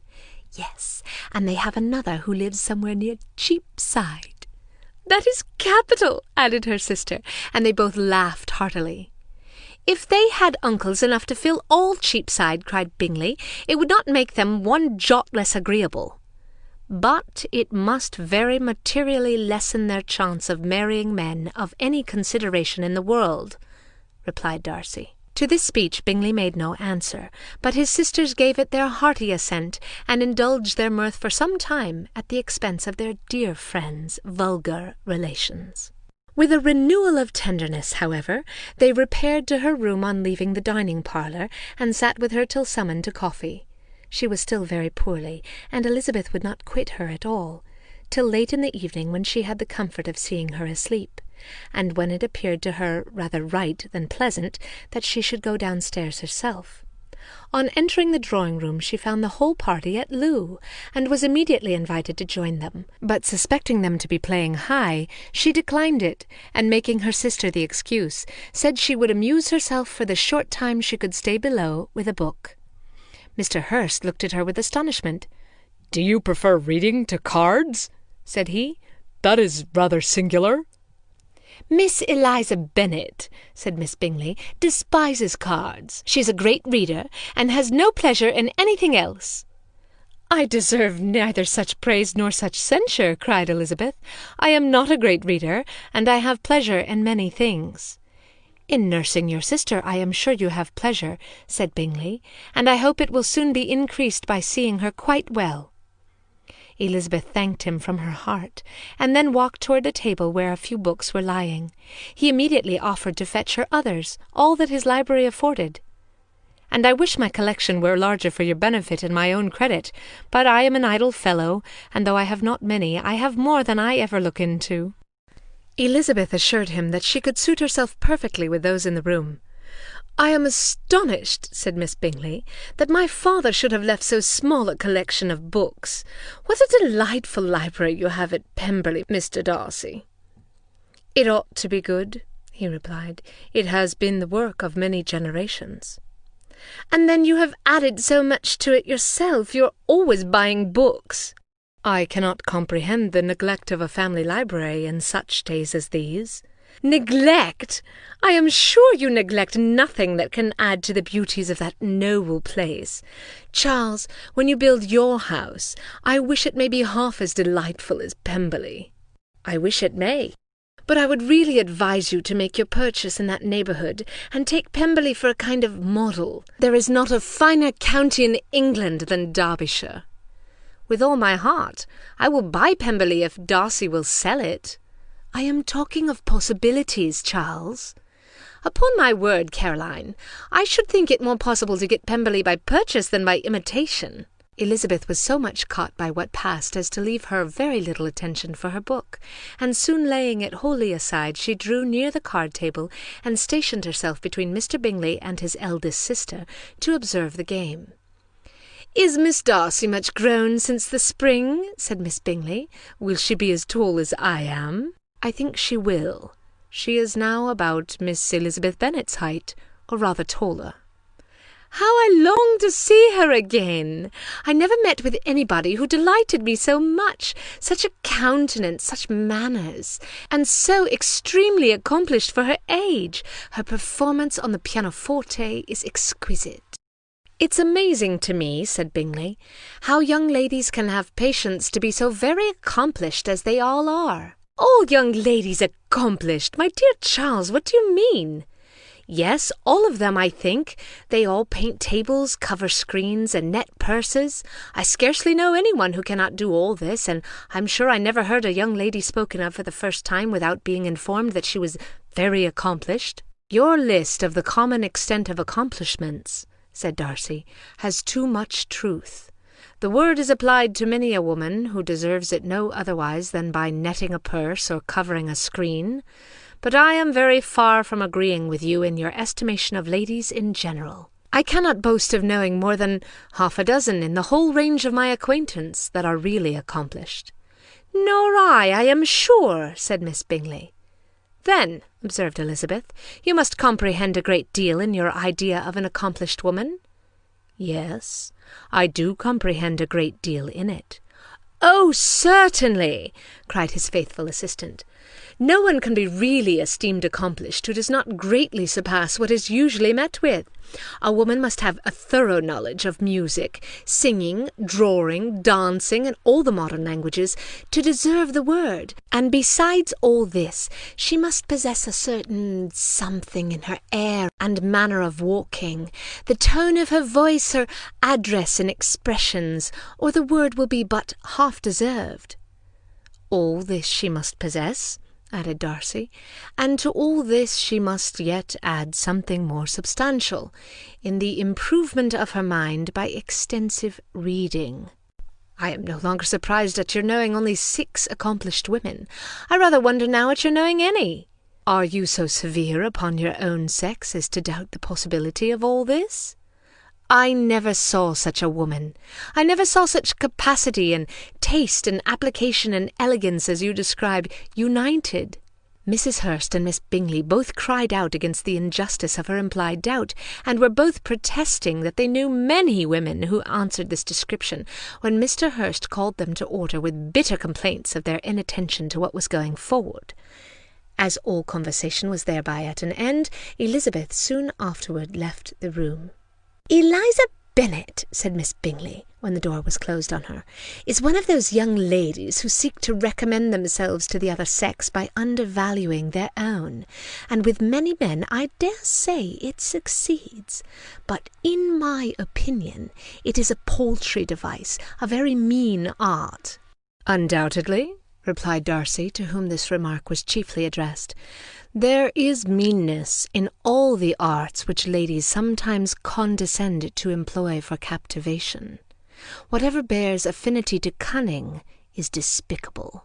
Miss Bingley was not so entirely satisfied with this reply as to continue the subject. Elizabeth joined them again only to say that her sister was worse, and that she could not leave her. Bingley urged Mr. Jones's being sent for immediately, while his sisters, convinced that no country advice could be of any service, recommended an express to town for one of the most eminent physicians. This she would not hear of, but she was not so unwilling to comply with her brother's proposal, and it was settled that Mr. Jones should be sent for early in the morning, if Miss Bennet were not decidedly better.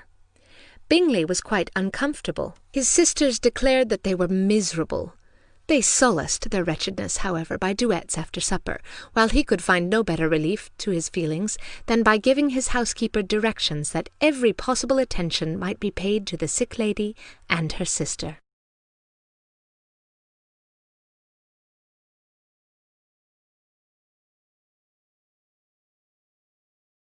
Chapter 9. Elizabeth passed the chief of the night in her sister's room, and in the morning had the pleasure of being able to send a tolerable answer to the inquiries which she very early received from Mr. Bingley by a housemaid, and some time afterward from the 2 elegant ladies who waited on his sisters. In spite of this amendment, however, she requested to have a note sent to Longbourn, desiring her mother to visit Jane and form her own judgment of her situation. The note was immediately dispatched, and its contents as quickly complied with. Mrs. Bennet, accompanied by her 2 youngest girls, reached Netherfield soon after the family breakfast. Had she found Jane in any apparent danger, Mrs. Bennet would have been very miserable, but being satisfied on seeing that her illness was not alarming, she had no wish of her recovering immediately, as her restoration to health would probably remove her from Netherfield. She would not listen, therefore, to her daughter's proposal of being carried home. Neither did the apothecary, who arrived about the same time, think it at all advisable. After sitting a little while with Jane, on Miss Bingley's appearance and invitation, the mother and 3 daughters all attended her into the breakfast parlour. Bingley met them with hopes that Mrs. Bennet had not found Miss Bennet worse than she expected. "Indeed I have, sir," was her answer. "She is a great deal too ill to be moved. Mr. Jones says we must not think of moving her. We must trespass a little longer on your kindness." "Removed?" cried Bingley. "It must not be thought of. My sister, I am sure, will not hear of her removal." "You may depend upon it, madam," said Miss Bingley, with cold civility, "that Miss Bennet shall receive every possible attention while she remains with us." Mrs. Bennet was profuse in her acknowledgments. "I am sure," she added, "if it was not for such good friends, I do not know what would become of her, for she is very ill indeed, and suffers a vast deal, though with her greatest patience in the world, which is always the way with her, for she has without exception the sweetest temper I ever met with. I often tell my other girls that they are nothing to her. You have a sweet room here, Mr. Bingley, and a charming prospect over that gravel walk. I do not know a place in the country that's equal to Netherfield. You will not think of quitting it in a hurry, I hope, though you have but a short lease." "Whatever I do is done in a hurry," replied he, "and therefore if I should resolve to quit Netherfield, I should probably be off in 5 minutes. At present, however, I consider myself as quite fixed here." "That is exactly what I should have supposed of you," said Elizabeth. "You begin to comprehend me, do you?" cried he, turning toward her. "Oh, yes, I understand you perfectly." "I wish I might take this for a compliment, but to be so easily seen through, I am afraid, is pitiful." "That is as it happens. It does not necessarily follow that a deep, intricate character is more or less estimable than such a one as yours." "Lizzie!" cried her mother, "remember where you are, and do not run on in the wild manner that you are suffered to do at home." "I did not know before," continued Bingley immediately, "that you were a studier of character. It must be an amusing study." "Yes, but intricate characters are the most amusing. They have at least that advantage." "The country," said Darcy, "can in general supply but few subjects for such a study. In a country neighbourhood you move in a very confined and unvarying society. But people themselves alter so much that there is something new to be observed in them forever." "Yes, indeed," cried Mrs. Bennet, offended by his manner of mentioning a country neighbourhood. "I assure you that there is quite as much of that going on in the country as in town." Everybody was surprised, and Darcy, after looking at her for a moment, turned silently away. Mrs. Bennet, who fancied she had gained a complete victory over him, continued her triumph. "I cannot see that London has any great advantage over the country, for my part, except the shops and public places. The country is a vast deal pleasanter, is it not, Mr. Bingley?" "When I am in the country," he replied, "I never wish to leave it, and when I am in town, it's pretty much the same. They have each their advantages, and I can be equally happy in either." "Ay, that is because you have the right disposition. But that gentleman," looking at Darcy, "seemed to think the country was nothing at all." "Indeed, mamma, you are mistaken," said Elizabeth, blushing for her mother. "You quite mistook Mr. Darcy. He only meant that there was not such a variety of people to be met with in the country as in town, which you must acknowledge to be true." "Certainly, my dear. Nobody said there were. But as to not meeting with many people in this neighbourhood, I believe there are few neighbourhoods larger. I know we dine with 24 families." Nothing but concern for Elizabeth could enable Bingley to keep his countenance. His sister was less delicate, and directed her eye toward Mr. Darcy with a very expressive smile. Elizabeth, for the sake of saying something that might turn her mother's thoughts, now asked her if Charlotte Lucas had been at Longbourn since her coming away. "Yes, she called yesterday with her father. What an agreeable man Sir William is! Mr. Bingley, is not he? So much a man of fashion, so genteel and so easy. He has always something to say to everybody. That is my idea of good breeding, and those persons who fancy themselves very important and never open their mouths quite mistake the matter. Did Charlotte dine with you? No, she would go home. I fancy she was wanted about the mince pies. For my part, Mr. Bingley, I always keep servants that can do their own work. My daughters are brought up differently. But everybody is to judge for themselves, and the Lucases are very good sort of girls, I assure you. It is a pity they are not handsome. Not that I think Charlotte so very plain, but then she is our particular friend. She seems a very pleasant young woman, said Bingley. Oh, dear, yes, but you must own she is very plain. Lady Lucas has often said so, and envied me Jane's beauty. I do not like to boast of my own child, but to be sure Jane, one does not often see anybody better looking. It is what everybody says. I do not trust my own partiality. When she was only 15, there was a gentleman at my brother Gardiner's in town so much in love with her that my sister-in-law was sure he would make her an offer before we came away. But, however, he did not. Perhaps he thought her too young. However, he wrote some verses on her, and very pretty they were. And so ended his affection, said Elizabeth impatiently. There has been many a one, I fancy, overcome in the same way. I wonder who first discovered the efficacy of poetry in driving away love. I have been used to consider poetry as the food of love, said Darcy. Of a fine, stout, healthy love, it may. Everything nourishes what is strong already. But if it be only a slight, thin sort of inclination, I'm convinced that one good sonnet will starve it entirely away. Darcy only smiled, and the general pause which ensued made Elizabeth tremble lest her mother should be exposing herself again. She longed to speak, but could think of nothing to say, and after a short silence Mrs. Bennet began repeating her thanks to Mr. Bingley for his kindness to Jane, with an apology for troubling him also with Lizzie. Mr. Bingley was unaffectedly civil in his answer, and forced his younger sister to be civil also, and say what the occasion required. She performed her part indeed without much graciousness, but Mrs. Bennet was satisfied, and soon afterwards ordered her carriage. Upon this signal, the youngest of her daughters put herself forward.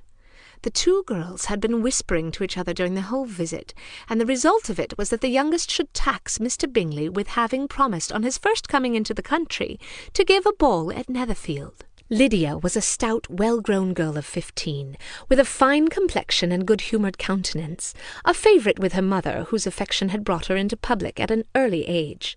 She had high animal spirits, and a sort of natural self-consequence, which the attentions of the officers, to whom her uncle's good dinners and her own easy manners recommended her, had increased into assurance.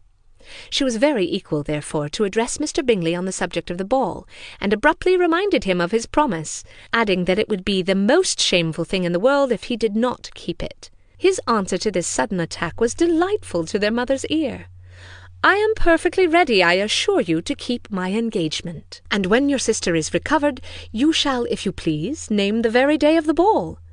But you would not wish to be dancing while she is ill." Lydia declared herself satisfied. "Oh, yes, it would be much better to wait till Jane was well, and by that time most likely Captain Carter would be at Meryton again, and when you have given your ball," she added, "I shall insist on their giving one also. I shall tell Colonel Forster. It will be quite a shame if he does not." Mrs. Bennet and her daughters then departed, and Elizabeth returned instantly to Jane, leaving her own and her relations' behaviour to the remarks of the two ladies and Mr. Darcy, the latter of whom, however, could not be prevailed on to join in their censure of her, in spite of all Miss Bingley's witticisms on fine eyes. Chapter 10. The day passed much as the day before had done. Mrs. Hurst and Miss Bingley had spent some hours of the morning with the invalid, who continued, though slowly, to mend, and in the evening Elizabeth joined their party in the drawing-room. The loo table, however, did not appear. Mr. Darcy was writing, and Miss Bingley, seated near him, was watching the progress of his letter, and repeatedly calling off his attention by messages to his sister. Mr. Hurst and Mr. Bingley were at piquet, and Mrs. Hurst was observing their game. Elizabeth took up some needlework and was sufficiently amused in attending to what passed between Darcy and his companion. The perpetual commendations of the lady either on his handwriting, or on the evenness of his lines, or on the length of his letter, with the perfect unconcern with which her praises were received, formed a curious dialogue, and was exactly in unison with her opinion of each. "How delighted Miss Darcy will be to receive such a letter!" He made no answer. "You write uncommonly fast." "You are mistaken. I write rather slowly." "How many letters you must have occasion to write in the course of the year! Letters of business, too, how odious I should think them!" "It is fortunate, then, that they fall to my lot instead of to yours." "Pray tell your sister that I long to see her." "I have already told her so once by your desire." "I'm afraid you do not like your pen. Let me mend it for you. Yes, I should think them." "It is fortunate, then, that they fall to my lot instead of to yours." "Pray tell your sister that I long to see her." "I have already told her so once by your desire." "I'm afraid you do not like your pen. Let me mend it for you. I mend pens remarkably well." "Thank you, but I always mend my own." "How can you contrive to write so even?" He was silent. "Tell your sister I am delighted to hear of her improvement on the harp, and pray let her know that I am quite in raptures with her beautiful little design for a table. I think it infinitely superior to Miss Grantley's." "Will you give me leave to defer your raptures till I write again? At present I have not room to do them justice." "Oh, it is of no consequence. I shall see her in January. But do you always write such charming long letters to her, Mr. Darcy?" "They are generally long, but whether always charming it is not for me to determine." "It is a rule with me that a person who can write a long letter with ease cannot write ill." "That will not do for a compliment to Darcy, Caroline," cried her brother, "because he does not write with ease. He studies too much for words of 4 syllables. Do not you, Darcy?" "My style of writing is very different from yours." "Oh!" cried Miss Bingley, "Charles writes in the most careless way imaginable. He leaves out half his words and blots the rest. My ideas flow so rapidly that I have not time to express them, by which means my letters sometimes convey no ideas at all to my correspondents." "Your humility, Mr. Bingley," said Elizabeth, "must disarm reproof." "Nothing is more deceitful," said Darcy, "than the appearance of humility. It is often only carelessness of opinion, and sometimes an indirect boast." "And what of the two do you call my little recent piece of modesty?" "The indirect boast. For you are really proud of your defects in writing, because you consider them as proceeding from a rapidity of thought and carelessness of execution, which, if not estimable, you think at least highly interesting. The power of doing anything with quickness is always much prized by the possessor, and often without any attention to the imperfection of the performance.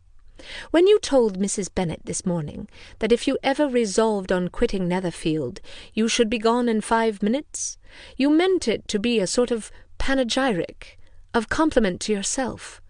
And yet what is there so very laudable in a precipitance which must leave very necessary business undone, and can be of no real advantage to yourself or to anyone else?" "Nay," cried Bingley, "this is too much, to remember at night all the foolish things that were said in the morning.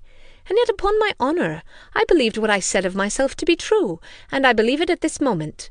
At least, therefore, I did not assume the character of needless precipitance merely to show off before the ladies." "I dare say you believed it, but I am by no means convinced that you would be gone with such celerity. Your conduct would be quite as dependent on chance as that of any man I know, and if, as you were mounting your horse, a friend were to say, 'Bingley, you had better stay till next week,' you would probably do it. You would probably not go, and, at another word, might stay a month." "You have only proved by this," cried Elizabeth, "that Mr. Bingley did not do justice to his own disposition. You have shown him off now much more than he did himself." "I am exceedingly gratified," said Bingley, "by your converting what my friend says into a compliment on the sweetness of my temper. But I am afraid you are giving it a turn which that gentleman did by no means intend, for he would certainly think the better of me if, under such a circumstance, I were to give a flat denial and ride off as fast as I could. Would Mr. Darcy then consider the rashness of your original intention as atoned for by your obstinacy in adhering to it? Upon my word, I cannot exactly explain the matter. Darcy must speak for himself. You expect me to account for opinions which you choose to call mine, but which I have never acknowledged. Allowing the case, however, to stand according to your representation, you must remember, Miss Bennet, that the friend who is supposed to desire his return to the house, and the delay of his plan, had merely desired it, asked it without offering one argument in favour of its propriety. To yield readily, easily, to the persuasion of a friend is no merit with you. To yield without conviction is no compliment to the understanding of either. You appear to me, Mr. Darcy, to allow nothing for the influence of friendship and affection. A regard for the requester would often make one readily yield to a request, without waiting for arguments to reason one into it. I'm not particularly speaking of such a case as you have supposed about Mr. Bingley. We may as well wait, perhaps, till the circumstance occur, before we discuss the discretion of his behaviour thereupon. But in general and ordinary cases, between friend and friend, where one of them is desired by the other to change a resolution of no very great moment, should you think ill of the person for complying with a desire without waiting to be argued into it? Will it not be advisable, before we proceed on this subject, to arrange with rather more precision the degree of importance which is to appertain to this request, as well as the degree of intimacy subsisting between the parties? By all means, cried Bingley, let's hear all the particulars, not forgetting the comparative height and size, for that will have more weight in the argument, Miss Bennet, than you may be aware of. I assure you that if Darcy were not such a great tall fellow in comparison with myself, I should not pay him half so much deference. I declare I do not know a more awful object than Darcy, on particular occasions and in particular places, at his own house especially, and of a Sunday evening when he has nothing to do. Mr. Darcy smiled, but Elizabeth thought she could perceive that he was rather offended, and therefore checked her laugh. Miss Bingley warmly resented the indignity he had received, in an expostulation with her brother for talking such nonsense. "I see your design, Bingley," said his friend. "You dislike an argument, and want to silence this." "Perhaps I do. Arguments are too much like disputes. If you and Miss Bennet will defer yours till I am out of the room, I shall be very thankful, and then you may say whatever you like of me." "What you ask," said Elizabeth, "is no sacrifice on my side, and Mr. Darcy had much better finish his letter." Mr. Darcy took her advice, and did finish his letter. When that business was over, he applied to Miss Bingley and Elizabeth for the indulgence of some music. Miss Bingley moved with alacrity to the pianoforte, and after a polite request that Elizabeth would lead the way, which the other as politely and more earnestly negatived, she seated herself. Mrs. Hurst sang with her sister, and while they were thus employed, Elizabeth could not help observing, as she turned over some music books that lay on the instrument, how frequently Mr. Darcy's eyes were fixed on her. She hardly knew how to suppose that she could be an object of admiration to so great a man, and yet that he should look at her, because he disliked her, was still more strange. She could only imagine, however, at last, that she drew his notice because there was something about her more wrong and reprehensible, according to his ideas of right, than in any other person present. The supposition did not pain her. She liked him too little to care for his approbation. After playing some Italian songs, Miss Bingley varied the charm by a lively Scotch air, and soon afterwards Mr. Darcy, drawing near Elizabeth, said to her, "Do not you feel a great inclination, Miss Bennet, to seize such an opportunity of dancing a reel?" She smiled, but made no answer. He repeated the question with some surprise at her silence. "Oh," said she, "I heard you before, but I could not immediately determine what to say in reply. You wanted me, I know, to say yes, that you might have the pleasure of despising my taste. But I always delight in overthrowing those kinds of schemes, and cheating a person of their premeditated contempt. I have therefore made up my mind to tell you that I do not want to dance a reel at all, and now despise me if you dare." "Indeed, I do not dare." Elizabeth, having rather expected to affront him, was amazed at his gallantry. but there was a mixture of sweetness and archness in her manner which made it difficult for her to affront anybody, and Darcy had never been so bewitched by any woman as he was by her. He really believed that were it not for the inferiority of her connections, he should be in some danger. Miss Bingley saw, or suspected enough to be jealous, and her great anxiety for the recovery of her dear friend Jane received some assistance from her desire of getting rid of Elizabeth. She often tried to provoke Darcy into disliking her guest by talking of their supposed marriage and planning his happiness in such an alliance. "I hope," said she, as they were walking together in the shrubbery the next day, "you will give your mother-in-law a few hints, when this desirable event takes place, as to the advantage of holding her tongue, and if you can compass it, do cure the younger girls of running after the officers, and if I may mention so delicate a subject, endeavour to check that little something, bordering on conceit and impertinence, which your lady possesses." "Have you anything else to propose for my domestic felicity?" "Oh, yes! Do let the portraits of your uncle and Aunt Phillips be placed in the gallery at Pemberley. Put them next to your great-uncle, the judge. They are in the same profession, you know, only in different lines. As for your Elizabeth's picture, you must not attempt to have it taken, for what painter could do justice to those beautiful eyes?" It would not be easy, indeed, to catch their expression, but their colour and shape, and the eyelashes, so remarkably fine, might be copied. At that moment they were met from another walk by Mrs. Hurst and Elizabeth herself. I did not know that you intended to walk," said Miss Bingley, in some confusion, lest they had been overheard. "You used us abominably ill," answered Mrs. Hurst, "in running away without telling us that you were coming out." Then, taking the disengaged arm of Mr. Darcy, she left Elizabeth to walk by herself.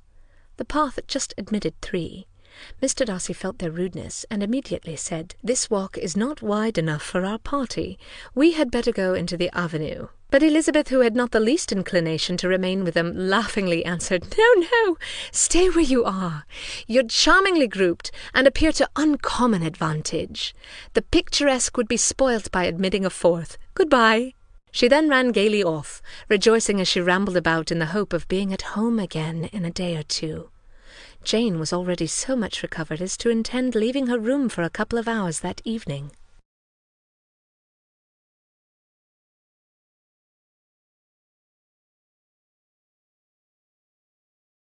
This is Audible. Pride and Prejudice by Jane Austen.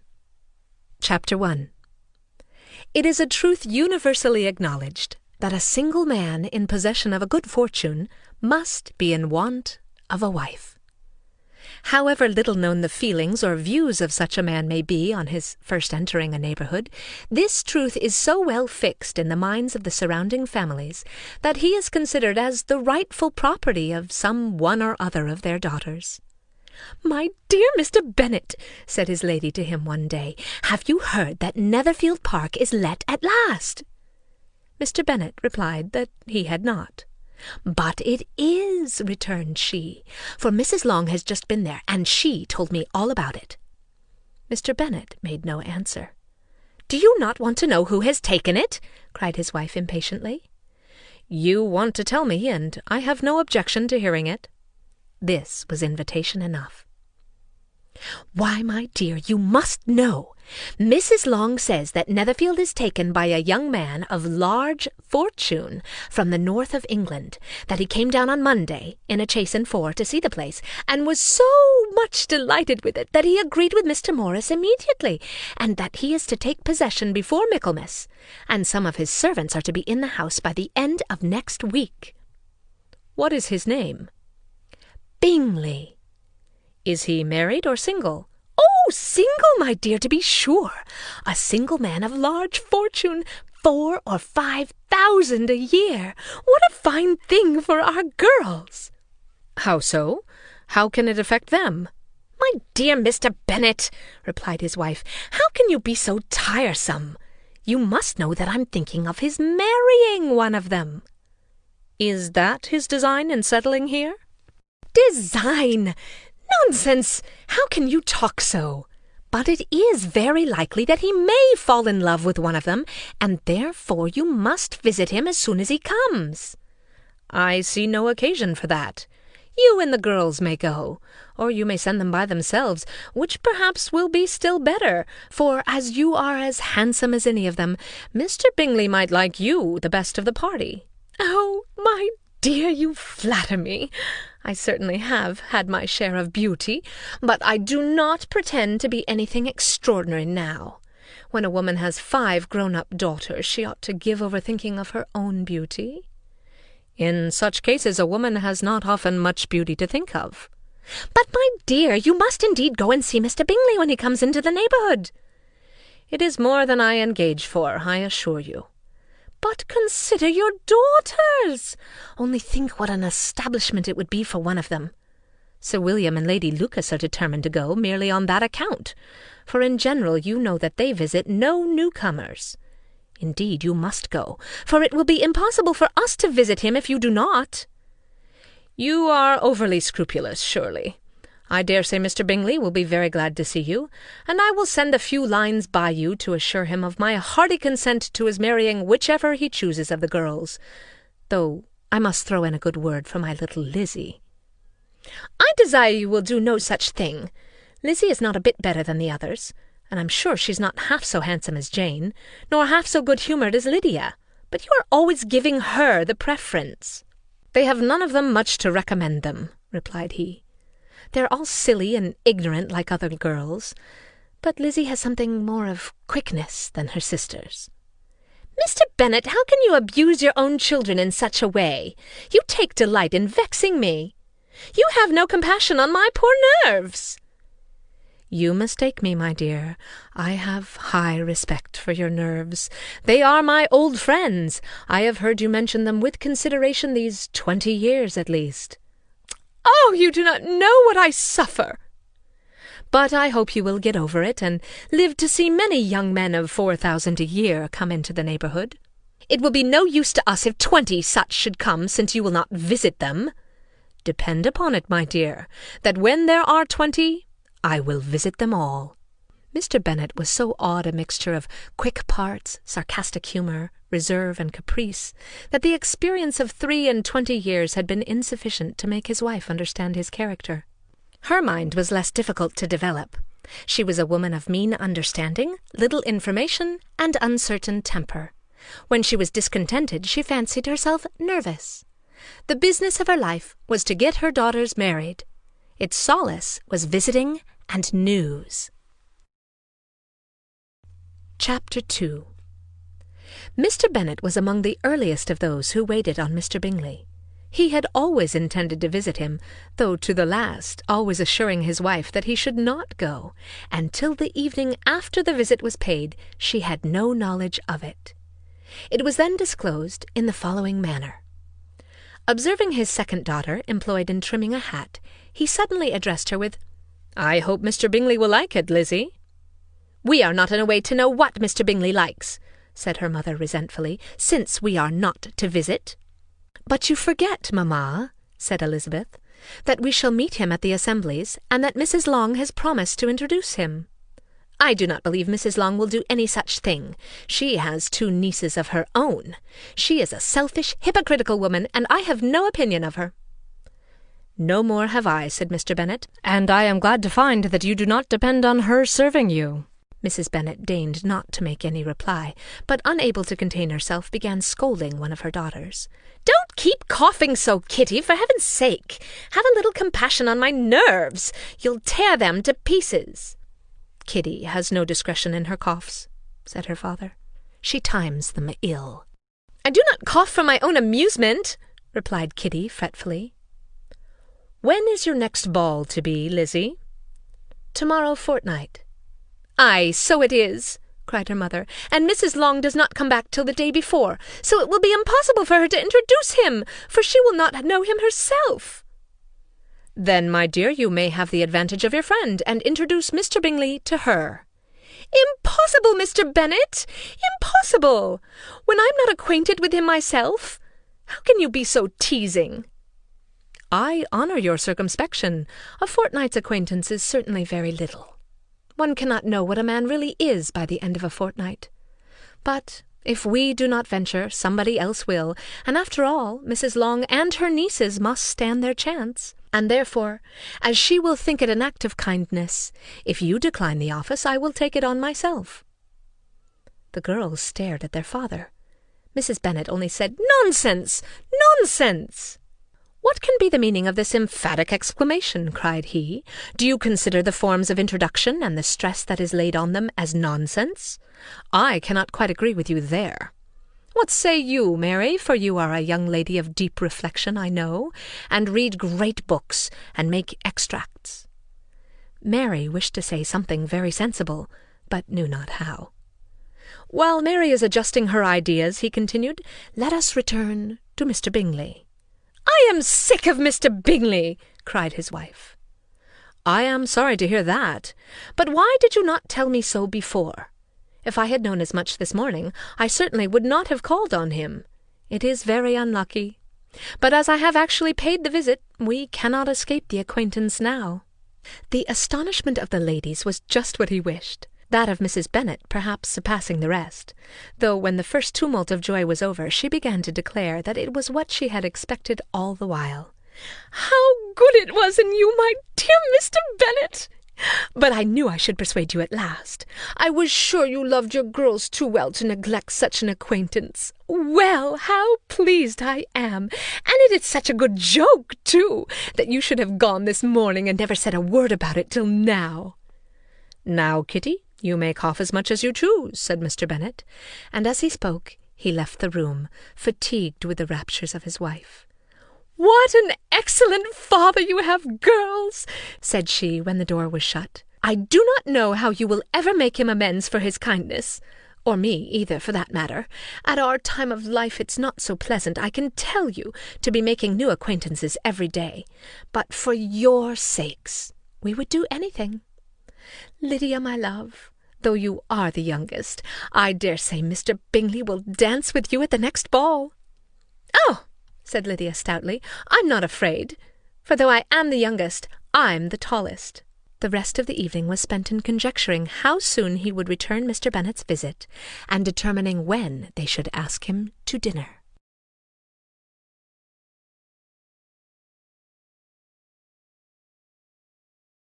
Chapter 13. "I hope, my dear," said Mr. Bennet to his wife, as they were at breakfast the next morning, "that you have ordered a good dinner to-day, because I have reason to expect an addition to our family party." "Who do you mean, my dear?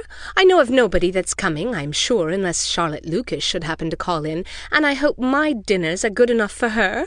I do not believe she often sees such at home." "The person of whom I speak is a gentleman and a stranger." Mrs. Bennet's eyes sparkled. "A gentleman and a stranger! It is Mr. Bingley, I am sure. Why, Jane, you never dropped a word of this, you sly thing! Well, I am sure I shall be extremely glad to see Mr. Bingley. But, good Lord, how unlucky there's not a bit of fish to be got to-day! Lydia, my love, ring the bell. I must speak to Hill this moment." "It is not Mr. Bingley," said her husband. "It is a person whom I never saw in the whole course of my life." This roused a general astonishment, and he had the pleasure of being eagerly questioned by his wife and 5 daughters at once. After amusing himself some time with their curiosity, he thus explained. "About a month ago I received this letter, and about a fortnight ago I answered it, for I thought it a case of some delicacy and requiring early attention. It is from my cousin, Mr. Collins, who, when I am dead, may turn you all out of this house as soon as he pleases." "Oh, my dear!" cried his wife, "I cannot bear to hear that mentioned. Pray do not talk of that odious man. I do think it is the hardest thing in the world that your estate should be entailed away from your own children, and I am sure if I had been you, I should have tried long ago to do something or other about it." Jane and Elizabeth attempted to explain to her the nature of an entail. They had often attempted it before, but it was a subject on which Mrs. Bennet was beyond the reach of reason, and she continued to rail bitterly against the cruelty of settling an estate away from a family of 5 daughters in favour of a man whom nobody cared anything about. "It certainly is a most iniquitous affair," said Mr. Bennet, "and nothing can clear Mr. Collins from the guilt of inheriting Longbourn. but if you will listen to his letter, you may perhaps be a little softened by his manner of expressing himself." "No, that I am sure I shall not. And I think it was very impertinent of him to write to you at all, and very hypocritical. I hate such false friends. Why could he not keep on quarrelling with you, as his father did before him?" "Why, indeed, he does seem to have some filial scruples on that head, as you will hear." Hunsford, near Westham, Kent, 15th October. Dear Sir, the disagreement subsisting between yourself and my late honoured father always gave me much uneasiness, and since I have had the misfortune to lose him, I have frequently wished to heal the breach. But for some time I was kept back by my own doubts, fearing lest it might seem disrespectful to his memory for me to be on good terms with any one with whom it had always pleased him to be at variance. There, Mrs. Bennet. My mind, however, is now made up on the subject, for having received ordination at Easter, I have been so fortunate as to be distinguished by the patronage of the Right Honourable Lady Catherine de Bourgh, widow of Sir Louis de Bourgh, whose bounty and beneficence has preferred me to the valuable rectory of this parish, where it shall be my earnest endeavour to demean myself with grateful respect toward her ladyship, and be very ready to perform those rites and ceremonies which are instituted by the Church of England. As a clergyman, moreover, I feel it my duty to promote and establish the blessing of peace in all families within the reach of my influence, and on these grounds I flatter myself that my present overtures of goodwill are highly commendable, and that the circumstance of my being next in the entail of Longbourn estate will be kindly overlooked on your side, and not lead you to reject the offered olive branch. I cannot be otherwise than concerned at being the means of injuring your amiable daughters, and I beg leave to apologize for it, as well as to assure you of my readiness to make them every possible amends. But of this hereafter.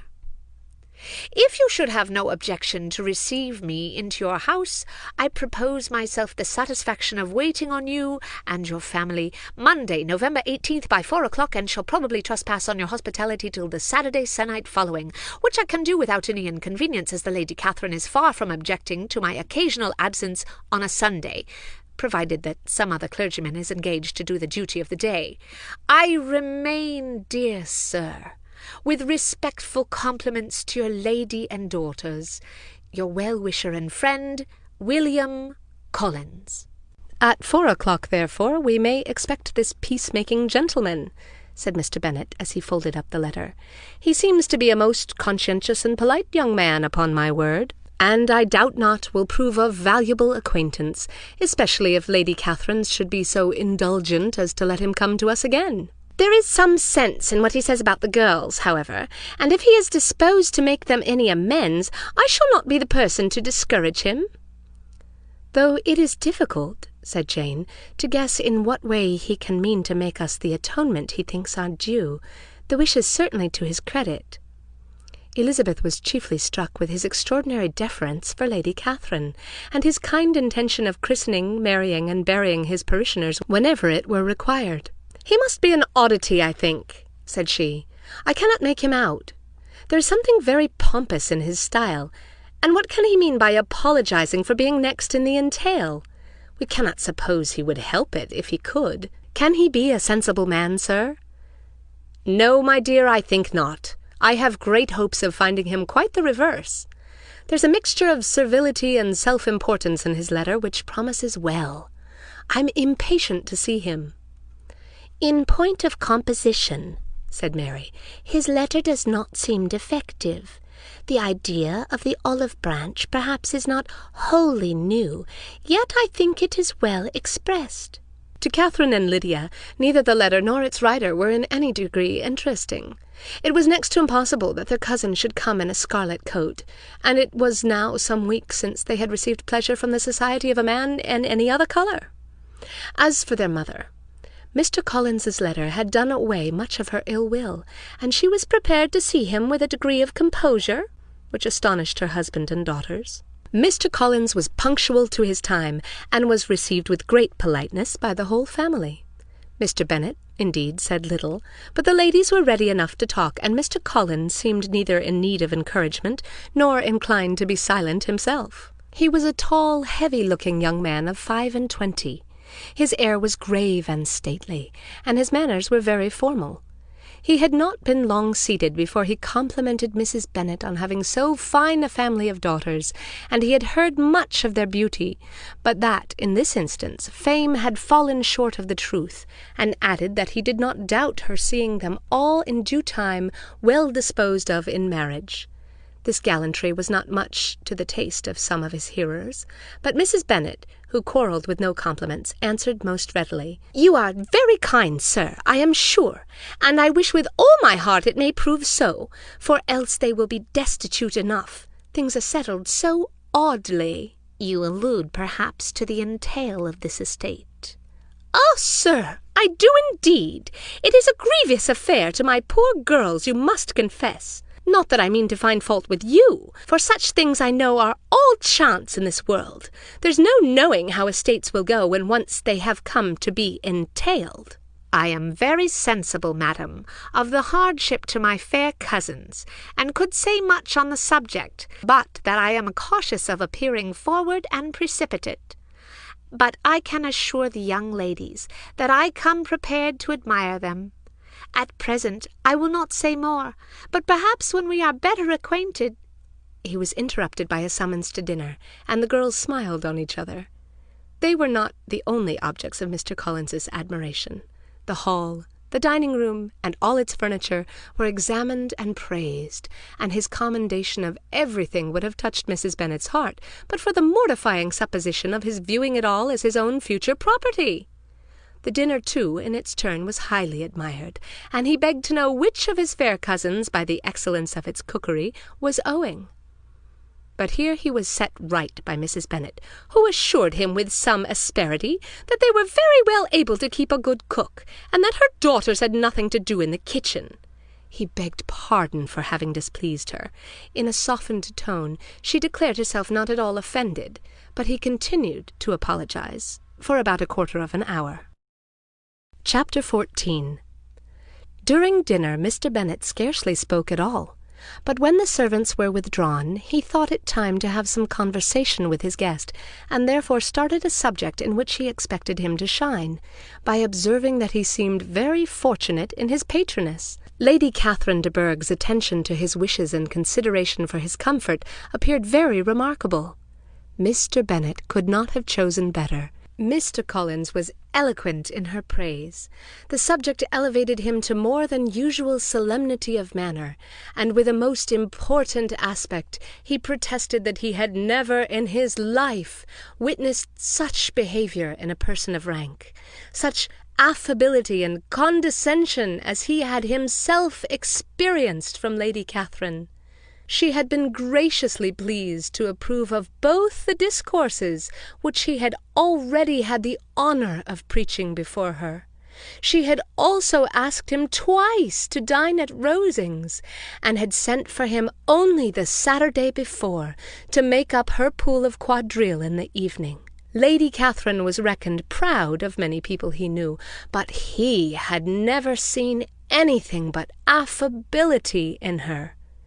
She had always spoken to him as she would to any other gentleman.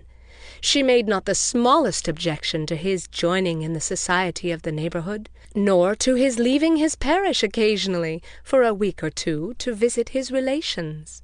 She had even condescended to advise him to marry as soon as he could, provided he chose with discretion, and had once paid him a visit in his humble parsonage, where she had perfectly approved all the alterations he had been making, and had even vouchsafed to suggest some herself, some shelves in the closets upstairs. "That is all very proper and civil, I am sure," said Mr. Bennet, "and I dare say she's a very agreeable woman. It is a pity that great ladies in general are not more like her. Does she live near you, sir?" "The garden in which stands my humble abode is separated only by a lane from Rosings Park and her ladyship's residence."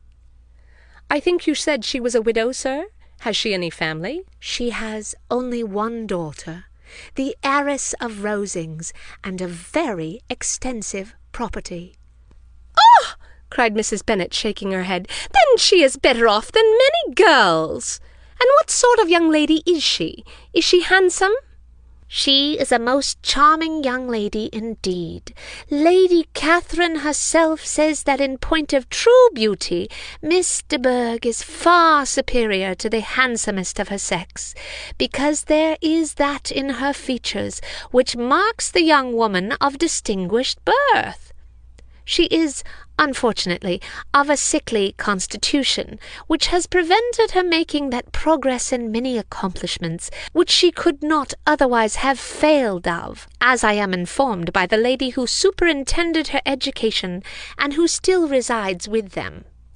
But she is perfectly amiable, and often condescends to drive by my humble abode in her little phaeton and ponies." Has she been presented? I do not remember her name among the ladies at court. "Her indifferent state of health unhappily prevents her being in town, and by that means, as I told Lady Catherine myself one day, has deprived the British court of its brightest ornament." Her ladyship seemed pleased with the idea, and you may imagine that I am happy on every occasion to offer those little delicate compliments which are always acceptable to ladies. I have more than once observed to Lady Catherine that her charming daughter seemed born to be a duchess, and that the most elevated rank, instead of giving her consequence, would be adorned by her. These are the kind of little things which please her ladyship, and it is a sort of attention which I conceive myself peculiarly bound to pay." "You judge very properly," said Mr. Bennet, "and it is happy for you that you possess the talent of flattering with delicacy. May I ask whether these pleasing attentions proceed from the impulse of the moment, or are the result of previous study?" "They arise chiefly from what is passing at the time, and though I sometimes amuse myself with suggesting and arranging such little elegant compliments as may be adapted to ordinary occasions, I always wish to give them as unstudied an air as possible." Mr. Bennet's expectations were fully answered. His cousin was as absurd as he had hoped, and he listened to him with the keenest enjoyment, maintaining at the same time the most resolute composure of countenance, and, except in an occasional glance at Elizabeth, requiring no partner in his pleasure. By tea-time, however, the dose had been enough, and Mr. Bennet was glad to take his guest into the drawing-room again, and when tea was over, glad to invite him to read aloud to the ladies. Mr. Collins readily assented, and a book was produced, but on beholding it, for everything announced it to be from a circulating library, he started back, and, begging pardon, protested that he never read novels. Kitty stared at him, and Lydia exclaimed. Other books were produced, and after some deliberation he chose Fordyce's Sermons. Lydia gaped as he opened the volume, and before he had, with very monotonous solemnity, read 3 pages, she interrupted with, "Do you know, mamma, that my Uncle Phillips talks of turning away Richard, and if he does, Colonel Forster will hire him. My aunt told me so herself on Saturday. I shall walk to Meryton tomorrow to hear more about it, and to ask when Mr. Denny comes back from town."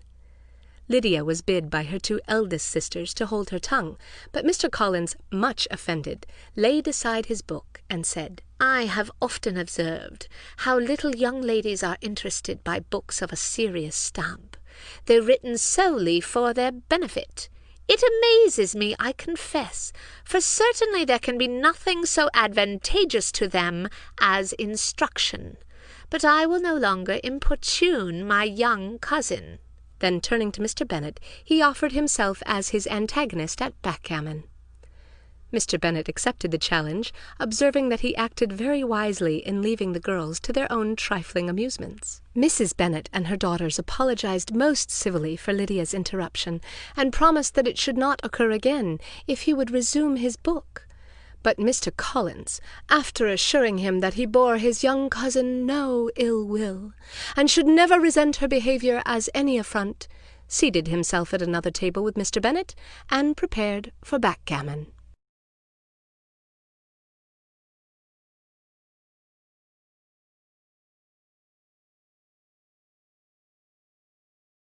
Chapter 15. Mr. Collins was not a sensible man, and the deficiency of nature had been but little assisted by education or society, the greatest part of his life having been spent under the guidance of an illiterate and miserly father, and though he belonged to one of the universities, he had merely kept the necessary terms, without forming at it any useful acquaintance. The subjection in which his father had brought him up had given him originally great humility of manner, but it was now a good deal counteracted by the self-conceit of a weak head, living in retirement, and the consequential feelings of early and unexpected prosperity. A fortunate chance had recommended him to Lady Catherine de Bourgh when the living of Hunsford was vacant, and the respect which he felt for her high rank, and his veneration of her as his patroness, mingling with a very good opinion of himself, of his authority as a clergyman, and his rights as a rector, made him altogether a mixture of pride and obsequiousness, self-importance and humility. Having now a good house and a very sufficient income, he intended to marry, and in seeking a reconciliation with the Longbourn family, he had a wife in view, as he meant to choose one of the daughters, if he found them as handsome and amiable as they were represented by common report. This was his plan of amends, of atonement, for inheriting their father's estate, and he thought it an excellent one, full of eligibility and suitableness, and excessively generous and disinterested on his own part. His plan did not vary on seeing them. Miss Bennet's lovely face confirmed his views, and established all his strictness notions of what was due to seniority, and for the first evening she was his settled choice. The next morning, however, made an alteration, for in a quarter of an hour's tete-a-tete with Mrs. Bennet before breakfast, a conversation beginning with his parsonage house, and leading naturally to the avowal of his hopes that a mistress for it might be found at Longbourn, produced from her, amid very complacent smiles and general encouragement, a caution against the very Jane he had fixed upon. As to her younger daughters, she could not take upon herself to say. She could not positively answer, but she did not know of any prepossession. Her eldest daughter, she must mention, she felt it incumbent on her to hint, was likely to be very soon engaged. Mr. Collins had only to change from Jane to Elizabeth, and it was soon done while Mrs. Bennet was stirring the fire. Elizabeth, equally next to Jane in birth and beauty, succeeded her, of course. Mrs. Bennet treasured up the hint, and trusted that she might soon have 2 daughters married, and the man whom she could not bear to speak of the day before was now high in her good graces. Lydia's intention of walking to Meryton was not forgotten. Every sister except Mary agreed to go with her, and Mr. Collins was to attend them, at the request of Mr. Bennet, who was most anxious to get rid of him and to have his library to himself, for thither Mr. Collins had followed him after breakfast, and there he would continue, nominally engaged with one of the largest folios in the collection, but really talking to Mr. Bennet, with little cessation, of his house and garden at Hunsford. Such doings discomposed Mr. Bennet exceedingly. In his library he had always been sure of leisure and tranquillity, and though prepared, as he told Elizabeth, to meet with folly and conceit in every other room in the house, he was used to be free from them there. His civility, therefore, was most prompt in inviting Mr. Collins to join his daughters in their walk, and Mr. Collins, being in fact much better fitted for a walker than a reader, was extremely well pleased to close his large book and go. In pompous nothings on his side, and civil assents on that of his cousins, their time passed till they entered Meryton. The attention of the younger ones was then no longer to be gained by him. Their eyes were immediately wandering up the street in quest of the officers, and nothing less than a very smart bonnet indeed, or a really new muslin in a shop window, could recall them. But the attention of every lady was soon caught by a young man, whom they had never seen before, of most gentlemanlike appearance, walking with an officer on the other side of the way. The officer was the very Mr. Denny, concerning whose return from London Lydia came to inquire, and he bowed as they passed. All were struck with the stranger's air. All wondered who he could be, and Kitty and Lydia, determined if possible to find out, led the way across the street under pretence of wanting something in an opposite shop, and fortunately had just gained the pavement when the two gentlemen, turning back, had reached the same spot. Mr. Denny addressed them directly, and entreated permission to introduce his friend Mr. Wickham, who had returned with him the day before from town, and he was happy to say had accepted a commission in their corps. This was exactly as it should be, for the young man wanted only regimentals to make him completely charming. His appearance was greatly in his favour. He had all the best part of beauty, a fine countenance, a good figure, and very pleasing address. The introduction was followed up on his side by a happy readiness of conversation, a readiness at the same time perfectly correct and unassuming, and the whole party were still standing and talking together very agreeably when the sound of horses drew their notice, and Darcy and Bingley were seen riding down the street. On distinguishing the ladies of the group, the two gentlemen came directly toward them, and began the usual civilities. Bingley was the principal spokesman, and Miss Bennet the principal object. He was then, he said, on his way to Longbourn on purpose to inquire after her. Mr. Darcy corroborated it with a bow, and was beginning to determine not to fix his eyes on Elizabeth, when they were suddenly arrested by the sight of the stranger, and Elizabeth, happening to see the countenance of both as they looked at each other, was all astonishment at the effect of the meeting. Both changed colour. One looked white, the other red. Mr. Wickham, after a few moments, touched his hat, a salutation which Mr. Darcy just deigned to return. What could be the meaning of it? It was impossible to imagine. It was impossible not to long to know. In another minute Mr. Bingley, but without seeming to have noticed what passed, took leave and rode on with his friend.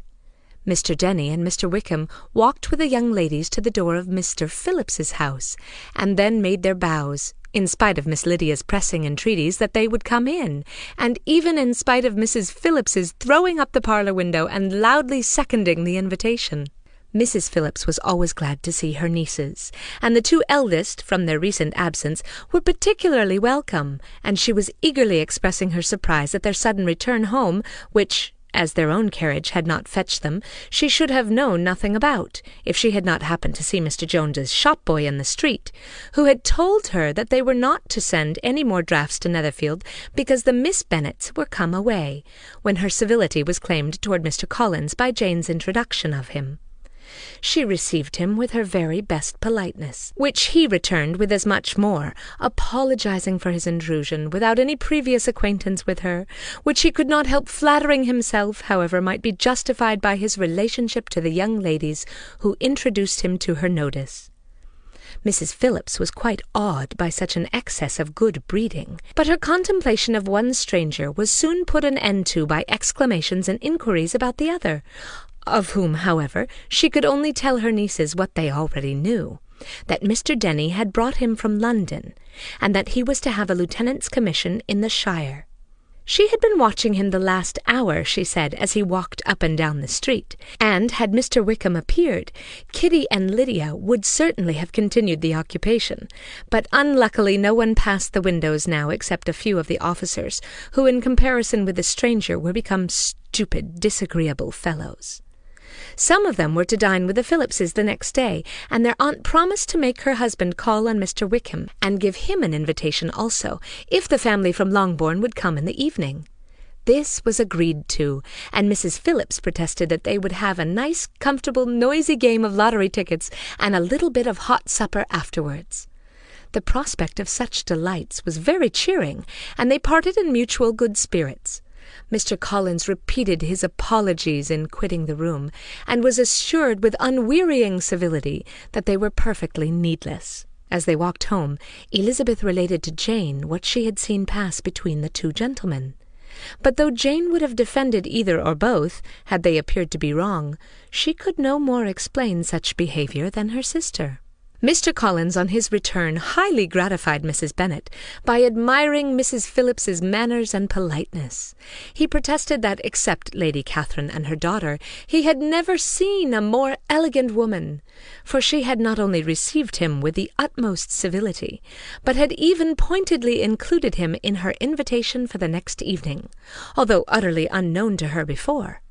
Something he supposed might be attributed to his connection with them, but yet he had never met with so much attention in the whole course of his life. Chapter 16. As no objection was made to the young people's engagement with their aunt, and all Mr. Collins's scruples of leaving Mr. and Mrs. Bennet for a single evening during his visit were most steadfastly resisted, the coach conveyed him and his 5 cousins at a suitable hour to Meryton, and the girls had the pleasure of hearing, as they entered the drawing-room, that Mr. Wickham had accepted their uncle's invitation, and was then in the house. When this information was given, and they had all taken their seats, Mr. Collins was at leisure to look around him and admire, and he was so much struck with the size and furniture of the apartment that he declared he might almost have supposed himself in the small summer breakfast parlour at Rosings, a comparison that did not at first convey much gratification. But when Mrs. Phillips undertook from him what Rosings was, and who was its proprietor, when she had listened to the description of only one of Lady Catherine's drawing-rooms, and found that the chimney-piece alone had cost £800, she felt all the force of the compliment, and would hardly have resented a comparison with a housekeeper's room. In describing to her all the grandeur of Lady Catherine and her mansion, with occasional digressions in praise of his own humble abode, and the improvements it was receiving, he was happily employed until the gentlemen joined them, and he found in Mrs. Phillips a very attentive listener, whose opinion of his consequence increased with what she heard, and who was resolving to retail it all among her neighbours as soon as she could.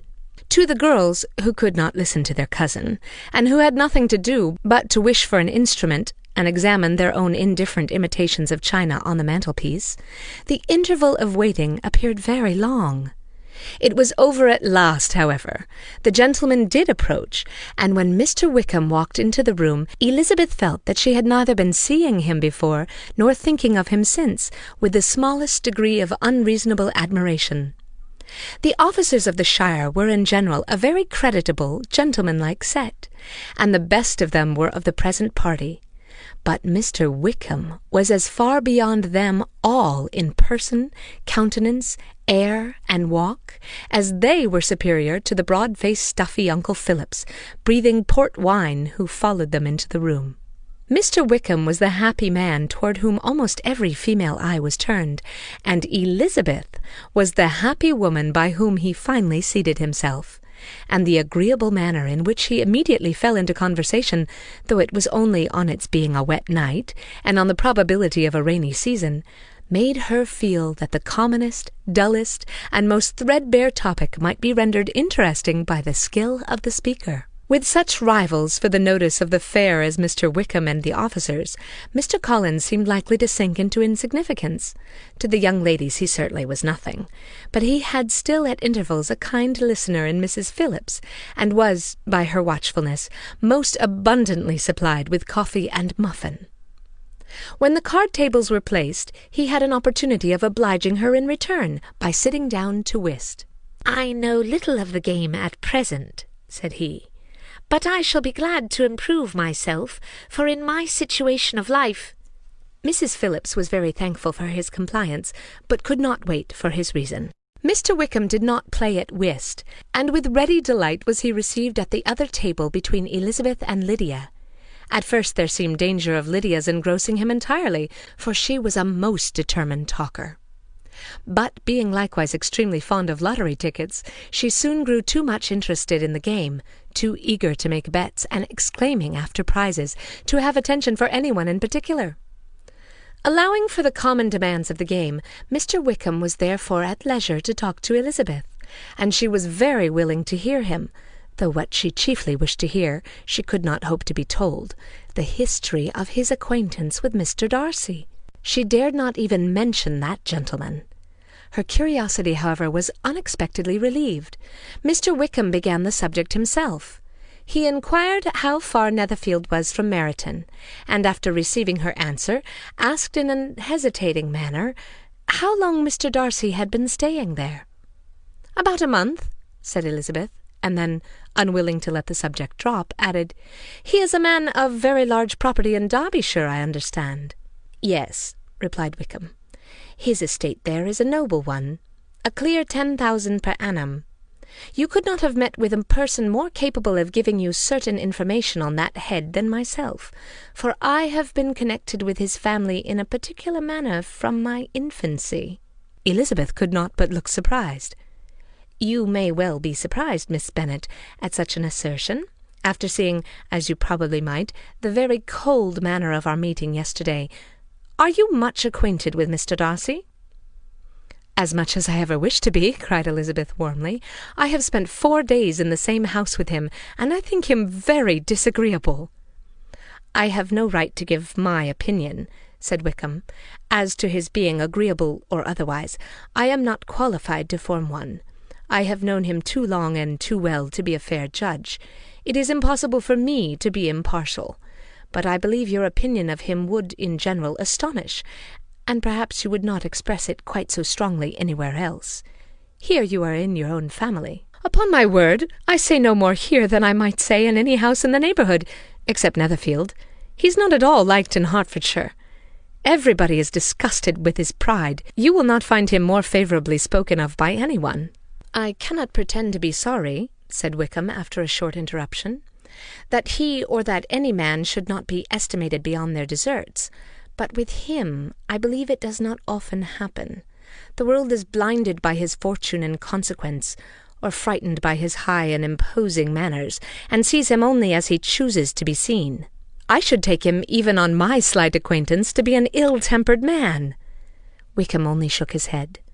"I wonder," said he, at the next opportunity of speaking, "whether he is likely to be in this country much longer." "I do not know at all, but I heard nothing of his going away when I was at Netherfield. I hope your plans to favour of the shire will not be affected by his being in the neighbourhood?" "Oh, no. It is not for me to be driven away by Mr. Darcy. If he wishes to avoid seeing me, he must go. We are not on friendly terms, and it always gives me pain to meet him, but I have no reason for avoiding him but what I might proclaim to all the world, a sense of very great ill-usage, and most painful regrets at his being what he is. His father, Miss Bennet, the late Mr. Darcy, was one of the best men that ever breathed, and the truest friend I ever had. And I can never be in company with this Mr. Darcy without being grieved to the soul by 1,000 tender recollections. His behaviour to myself has been scandalous, but I verily believe I could forgive him anything and everything rather than his disappointing the hopes and disgracing the memory of his father." Elizabeth found the interest of the subject increase, and listened with all her heart, but the delicacy of it prevented further inquiry. Mr. Wickham began to speak on more general topics, Meryton, the neighbourhood, the society, appearing highly pleased with all that he had yet seen, and speaking of the latter especially with gentle but very intelligent gallantry. "It was the prospect of constant society and good society," he added, "which was my chief inducement to enter the shire. I knew it to be a most respectable, agreeable corps, and my friend Denny tempted me farther by his account of their present quarters, and the very great attentions and excellent acquaintance Meryton had procured them. Society, I own, is necessary to me. I have been a disappointed man, and my spirits will not bear solitude. I must have employment and society. A military life is not what I was intended for, but circumstances have now made it eligible. The church ought to have been my profession. I was brought up for the church, and I should at this time have been in possession of a most valuable living, had it pleased the gentleman we were speaking of just now." "Indeed?" "Yes. The late Mr. Darcy bequeathed me the next presentation of the best living in his gift. He was my godfather, and excessively attached to me. I cannot do justice to his kindness. He meant to provide for me amply, and thought he had done it, but when the living fell, it was given elsewhere." "Good heavens!" cried Elizabeth. "How could that be? How could his will be disregarded? Why did you not seek legal redress?" There was just such an informality in the terms of the bequest as to give me no hope from law. A man of honour could not have doubted the intention, but Mr. Darcy chose to doubt it, or to treat it as a merely conditional recommendation, and to assert that I had forfeited all claim to it by extravagance, imprudence, in short anything or nothing. Certain it is that the living became vacant 2 years ago, exactly as I was of an age to hold it, and that it was given to another man, and no less certain is it that I cannot accuse myself of having really done anything to deserve to lose it. I have a warm, unguarded temper, and I may perhaps have sometimes spoken my opinion of him and to him too freely. I can recall nothing worse. But the fact is that we are very different sort of men, and that he hates me. This is quite shocking. He deserves to be publicly disgraced. Some time or other he will be, but it shall not be by me. Till I can forget his father, I can never defy or expose him. Elizabeth honoured him for such feelings, and thought him handsomer than ever as he expressed them. "But what," said she after a pause, "can have been his motive? What can have induced him to behave so cruelly?" "A thorough, determined dislike of me, a dislike which I cannot but attribute in some measure to jealousy. Had the late Mr. Darcy liked me less, his son might have borne with me better. But his father's uncommon attachment to me irritated him, I believe, very early in life. He had not a temper to bear the sort of competition in which we stood, the sort of preference which was often given me." I had not thought Mr. Darcy so bad as this. Though I have never liked him, I had not thought so very ill of him. I had supposed him to be despising his fellow creatures in general, but I did not suspect him of descending to such malicious revenge, such injustice, such inhumanity as this. After a few minutes' reflection, however, she continued, "I do remember his boasting one day at Netherfield of the implacability of his resentments, of his having an unforgiving temper. His disposition must be dreadful." "I will not trust myself on the subject," replied Wickham. "I can hardly be just to him." Elizabeth was again deep in thought, and after a time exclaimed, "To treat in such a manner the godson, the friend, the favourite of his father!" She could have added, "A young man, too, like you, whose very countenance may vouch for your being amiable." But she contented herself with, "And one, too, who had probably been his own companion from childhood, connected together, as I think you said, in the closest manner." "We were born in the same parish, within the same park. The greatest part of our youth was passed together, inmates of the same house, sharing the same amusements, objects of the same parental care. My father began life in the profession which your uncle, Mr. Phillips, appears to do so much credit to. But he gave up everything to be of use to the late Mr. Darcy, and devoted all his time to the care of the Pemberley property. He was most highly esteemed by Mr. Darcy, a most intimate, confidential friend. Mr. Darcy often acknowledged himself to be under the greatest obligations to my father's active superintendence, and when, immediately before my father's death, Mr. Darcy gave him a voluntary promise of providing for me, I am convinced that he felt it to be as much a debt of gratitude to him as of affection to myself." "How strange!" cried Elizabeth. "How abominable! I wonder that the very pride of this Mr. Darcy has not made him just to you. If from no better motive, then he should not have been too proud to be dishonest, for dishonesty I must call it." "It is wonderful," replied Wickham, "for almost all his actions may be traced to pride, and pride has often been his best friend. It has connected him nearer with virtue than any other feeling. But we are none of us consistent, and in his behaviour to me there were stronger impulses even than pride." "Can such abominable pride as his have ever done him good?" "Yes. It has often led him to be liberal and generous, to give his money freely, to display hospitality, to assist his tenants, and relieve the poor. Family pride and filial pride, for he is very proud of what his father was, have done this. Not to appear to disgrace his family, to denigrate from the popular qualities or lose the influence of the Pemberley house, is a powerful motive. He has also brotherly pride, which with some brotherly affection makes him a very kind and careful guardian of his sister, and you will hear him generally cried up as the most attentive and best of brothers. What sort of a girl is Miss Darcy?" He shook his head. "I wish I could call her amiable. It gives me pain to speak ill of a Darcy. But she is too much like her brother. Very, very proud. As a child she was affectionate and pleasing, and extremely fond of me, and I have devoted hours and hours to her amusement. But she is nothing to me now. She is a handsome girl, about 15 or 16, and I understand highly accomplished. Since her father's death her home has been in London, where a lady lives with her and superintends her education." After many pauses and many trials of other subjects, Elizabeth could not help reverting once more to the first, and saying, "I am astonished at his intimacy with Mr. Bingley. How can Mr. Bingley, who seems good humour itself, and is, I really believe, truly amiable, be in friendship with such a man? How can they suit each other? Do you know Mr. Bingley?"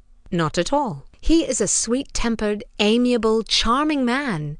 He cannot know what Mr. Darcy is." "Probably not. But Mr. Darcy can please where he chooses. He does not want abilities. He can be a conversable companion if he thinks it worth his while. Among those who are at all his equals in consequence, he is a very different man from what he is to the less prosperous. His pride never deserts him.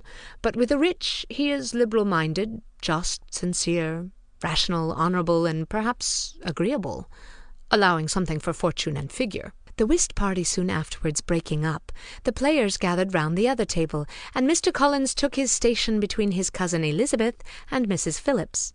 The usual inquiries as to his success were made by the latter. It had not been very great. He had lost every point. But when Mrs. Phillips began to express her concern thereupon, he assured her with much earnest gravity that it was not of the least importance, that he considered the money as a mere trifle, and begged she would not make herself uneasy. "I know very well, madam," said he, "that when persons sit down to a card-table, they must take their chance of these things, and happily I am not in such circumstances as to make 5 shillings any object. There are undoubtedly many who could not say the same, but thanks to Lady Catherine de Bourgh, I am removed from beyond the necessity of regarding little matters." Mr. Wickham's attention was caught, and after observing Mr. Collins for a few moments, he asked Elizabeth in a low voice whether her relation were very intimately acquainted with the family of de Bourgh. "Lady Catherine de Bourgh," she replied, "has very lately given him a living. I hardly know how Mr. Collins was first introduced to her notice, but he certainly has not known her long." "And you know, of course, that Lady Catherine de Bourgh and Lady Anne Darcy were sisters, consequently that she is aunt to the present Mr. Darcy." "No, indeed I did not. I knew nothing at all of Lady Catherine's connections. I never heard of her existence till the day before yesterday." "Her daughter, Miss de Bourgh, will have a very large fortune, and it is believed that she and her cousin will unite the 2 estates." This information made Elizabeth smile, as she thought of poor Miss Bingley. Vain indeed must be all her attentions, vain and useless her affection for his sister and her praise of himself, if he were already self-destined to another. "Mr. Collins," said she, "speaks highly both of Lady Catherine and her daughter, but from some particulars that he has related of her ladyship, I suspect his gratitude misleads him, and that in spite of her being his patroness, she is an arrogant, conceited woman." "I believe her to be both in a great degree," replied Wickham. "I have not seen her for many years, but I very well remember that I never liked her, and that her manners were dictatorial and insolent. She has the reputation of being remarkably sensible and clever, but I rather believe she derives part of her abilities from her rank and fortune, part from her authoritative manner, and the rest from the pride of her nephew, who chooses that everyone connected with him should have an understanding of the first class." Elizabeth allowed that he had given a very rational account of it, and they continued talking together with mutual satisfaction till supper put an end to cards, and gave the rest of the ladies their share of Mr. Wickham's attentions. There could be no conversation in the noise of Mrs. Phillips's supper party, but his manners recommended him to everybody. Whatever he said was said well, and whatever he did, done gracefully. Elizabeth went away with her head full of him.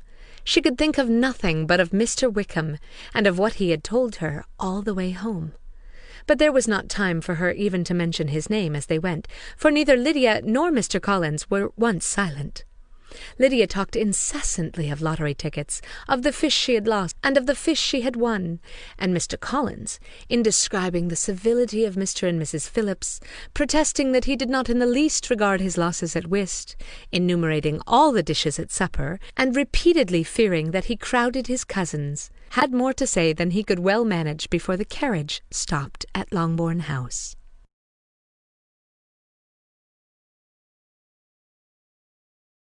Chapter 17. Elizabeth related to Jane the next day what had passed between Mr. Wickham and herself. Jane listened with astonishment and concern. She knew not how to believe Mr. Darcy could be so unworthy of Mr. Bingley's regard. And yet it was not in her nature to question the veracity of a young man of such amiable appearance as Wickham. The possibility of his having really endured such unkindness was enough to interest all her tender feelings, and nothing therefore remained to be done but to think well of them both, to defend the conduct of each, and throw into the account of accident or mistake whatever could not be otherwise explained. "They have both," said she, "been deceived, I dare say in some way or other of which we can form no idea. Interested people have perhaps misrepresented each to the other. It is, in short, impossible for us to conjecture the causes or circumstances which may have alienated them, without actual blame on either side." "Very true indeed. And now, my dear Jane, what have you got to say in behalf of the interested people who have probably been concerned in the business? Do clear them too, or we shall be obliged to think ill of somebody. Laugh as much as you choose, but you will not laugh me out of my opinion. My dearest Lizzie, do but consider in what a disgraceful light it places Mr. Darcy to be treating his father's favourite in such a manner, one whom his father had promised to provide for. It is impossible. No man of common humanity, no man who had any value for his character, could be capable of it. Can his most intimate friends be so excessively deceived in him? Oh, no! I can much more easily believe Mr. Bingley's being imposed on than that Mr. Wickham should invent such a history of himself as he gave me last night. Names, facts, everything mentioned without ceremony. If it be not so, let Mr. Darcy contradict it. Besides, there was truth in his looks. It is difficult indeed. It is distressing. One does not know what to think." "I beg your pardon, one knows exactly what to think." But Jane could think with certainty on only one point, that Mr. Bingley, if he had been imposed on, would have much to suffer when the affair became public. The two young ladies were summoned from the shrubbery where this conversation passed by the arrival of some of the very persons of whom they had been speaking. Mr. Bingley and his sisters came to give their personal invitation for the long-expected ball at Netherfield, which was fixed for the following Tuesday. The two ladies were delighted to see their dear friend again, called it an age since they had met, and repeatedly asked what she had been doing with herself since their separation. To the rest of the family they paid little attention, avoiding Mrs. Bennet as much as possible, saying not much to Elizabeth and nothing at all to the others. They were soon gone again, rising from their seats with an activity which took their brother by surprise, and hurrying off as if eager to escape from Mrs. Bennet's civilities. The prospect of the Netherfield ball was extremely agreeable to every female of the family. Mrs. Bennet chose to consider it as given in compliment to her eldest daughter, and was particularly flattered by receiving the invitation from Mr. Bingley himself, instead of a ceremonious card. Jane pictured to herself a happy evening in the society of her two friends, and the attentions of their brother. And Elizabeth thought with pleasure of dancing a great deal with Mr. Wickham, and of seeing a confirmation of everything in Mr. Darcy's looks and behaviour. The happiness anticipated by Catherine and Lydia depended less on any single event, or any particular person, for though they each, like Elizabeth, meant to dance half the evening with Mr. Wickham, he was by no means the only partner who could satisfy them, and a ball was, at any rate, a ball. And even Mary could assure her family that she had no disinclination for it. "While I can have my mornings to myself," said she, "it is enough. I think it no sacrifice to join occasionally in evening engagements. Society has claims on us all, and I profess myself one of those who consider intervals of recreation and amusement as desirable for everybody." Elizabeth's spirits were so high on the occasion that though she did not often speak unnecessarily to Mr. Collins, she could not help asking whether he intended to accept Mr. Bingley's invitation, and if he did, whether he would think it proper to join in the evening's amusement. And she was rather surprised to find that he entertained no scruple whatever on that head, and was very far from dreading a rebuke either from the Archbishop or Lady Catherine de Bourgh by venturing to dance. "I am by no means of opinion, I assure you," said he, "that a ball of this kind, given by a young man of character to respectable people, can have any evil tendency.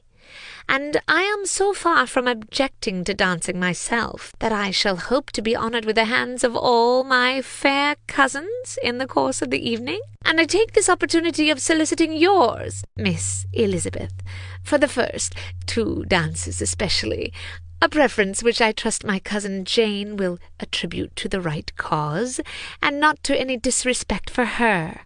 Elizabeth felt herself completely taken in. She had fully proposed being engaged by Wickham for those very dances, and to have Mr. Collins instead. Her liveliness had been never worse timed. There was no help for it, however. Mr. Wickham's happiness and her own was perforce delayed a little longer, and Mr. Collins's proposal accepted with as good a grace as she could.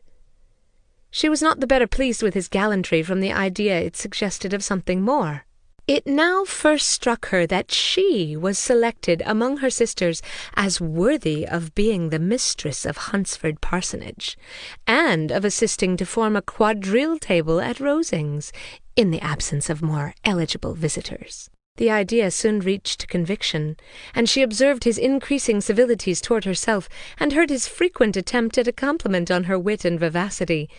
And though more astonished than gratified herself by this effect of her charms, it was not long before her mother gave her to understand that the probability of their marriage was exceedingly agreeable to her. Elizabeth, however, did not choose to take the hint, being well aware that a serious dispute must be the consequence of any reply.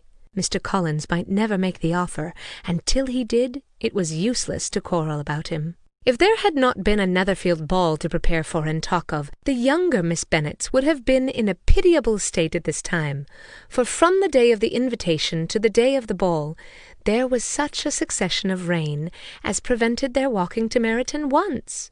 No aunt, no officers, no news could be sought after. The very shoe-roses for Netherfield were got by proxy. Even Elizabeth might have found some trial of her patience in weather, which totally suspended the improvement of her acquaintance with Mr. Wickham. And nothing less than a dance on Tuesday could have made such a Friday, Saturday, Sunday, and Monday endurable to Kitty and Lydia. Chapter 18. Till Elizabeth entered the drawing-room at Netherfield, and looked in vain for Mr. Wickham among the cluster of redcoats there assembled, a doubt of her acquaintance with Mr. Wickham. And nothing less than a dance on Tuesday could have made such a Friday, Saturday, Sunday, and Monday endurable to Kitty and Lydia. Chapter 18. Till Elizabeth entered the drawing-room at Netherfield, and looked in vain for Mr. Wickham among the cluster of redcoats there assembled, a doubt of his being present had never occurred to her. The certainty of meeting him had not been checked by any of those recollections that might not unreasonably have alarmed her. She had dressed with more than usual care, and prepared in the highest spirits for the conquest of all that remained unsubdued of his heart, trusting that it was not more than might be won in the course of the evening. But in an instant arose the dreadful suspicion of his being purposely omitted for Mr. Darcy's pleasure in the Bingleys' invitation to the officers. And though this was not exactly the case, the absolute fact of his absence was pronounced by his friend Mr. Denny, to whom Lydia eagerly applied, and who told them that Wickham had been obliged to go to town on business the day before, and was not yet returned, adding with a significant smile, "I do not imagine his business would have called him away just now, if he had not wished to avoid a certain gentleman here." This part of his intelligence, though unheard by Lydia, was caught by Elizabeth, and as it assured her that Darcy was not less answerable for Wickham's absence than if her first surmise had been just, every feeling of displeasure against the former was so sharpened by immediate disappointment that she could hardly reply with tolerable civility to the polite inquiries which he directly afterwards approached to make. Attention, forbearance, patience with Darcy was injury to Wickham. She was resolved against any sort of conversation with him, and turned away with a degree of ill-humour, which she could not wholly surmount even in speaking to Mr. Bingley, whose blind partiality provoked her. But Elizabeth was not formed for ill-humour, and though every prospect of her own was destroyed for the evening, it could not dwell long on her spirits, and having told all her griefs to Charlotte Lucas, whom she had not seen for a week, she was soon able to make a voluntary transition to the oddities of her cousin, and to point him out to her particular notice. The first 2 dances, however, brought a return of distress. They were dances of mortification. Mr. Collins, awkward and solemn, apologizing instead of attending, and often moving wrong without being aware of it, gave her all the shame and misery which a disagreeable partner for a couple of dances can give. The moment of her release from him was ecstasy. She danced next with an officer, and had the refreshment of talking of Wickham, and of hearing that he was universally liked. When those dances were over, she returned to Charlotte Lucas, and was in conversation with her when she found herself suddenly addressed by Mr. Darcy, who took her so much by surprise in his application for her hand that, without knowing what she did, she accepted him. He walked away again immediately, and she was left to fret over her own want of presence of mind. Charlotte tried to console her. "I dare say you will find him very agreeable." "Heaven forbid! That would be the greatest misfortune of all, to find a man agreeable whom one is determined to hate. Do not wish me such an evil." When the dancing recommenced, however, and Darcy approached to claim her hand, Charlotte could not help cautioning her in a whisper not to be a simpleton and allow her fancy for Wickham to make her appear unpleasant in the eyes of a man of 10 times his consequence. Elizabeth made no answer, and took her place in the set, amazed at the dignity to which she was arrived in being allowed to stand opposite Mr. Darcy, and reading in her neighbours' looks their equal amazement in beholding it. They stood for some time without speaking a word, and she began to imagine that their silence was to last through the 2 dances, and at first was resolved not to break it, till suddenly fancying that it would be the greater punishment to her partner to oblige him to talk, she made some slight observation on the dance. He replied, and was again silent. After a pause of some minutes, she addressed him a second time with, "It's your turn to say something now, Mr. Darcy. I talked about the dance, and you ought to make some kind of remark on the size of the room, or the number of couples." He smiled, and assured her that whatever she wished him to say should be said.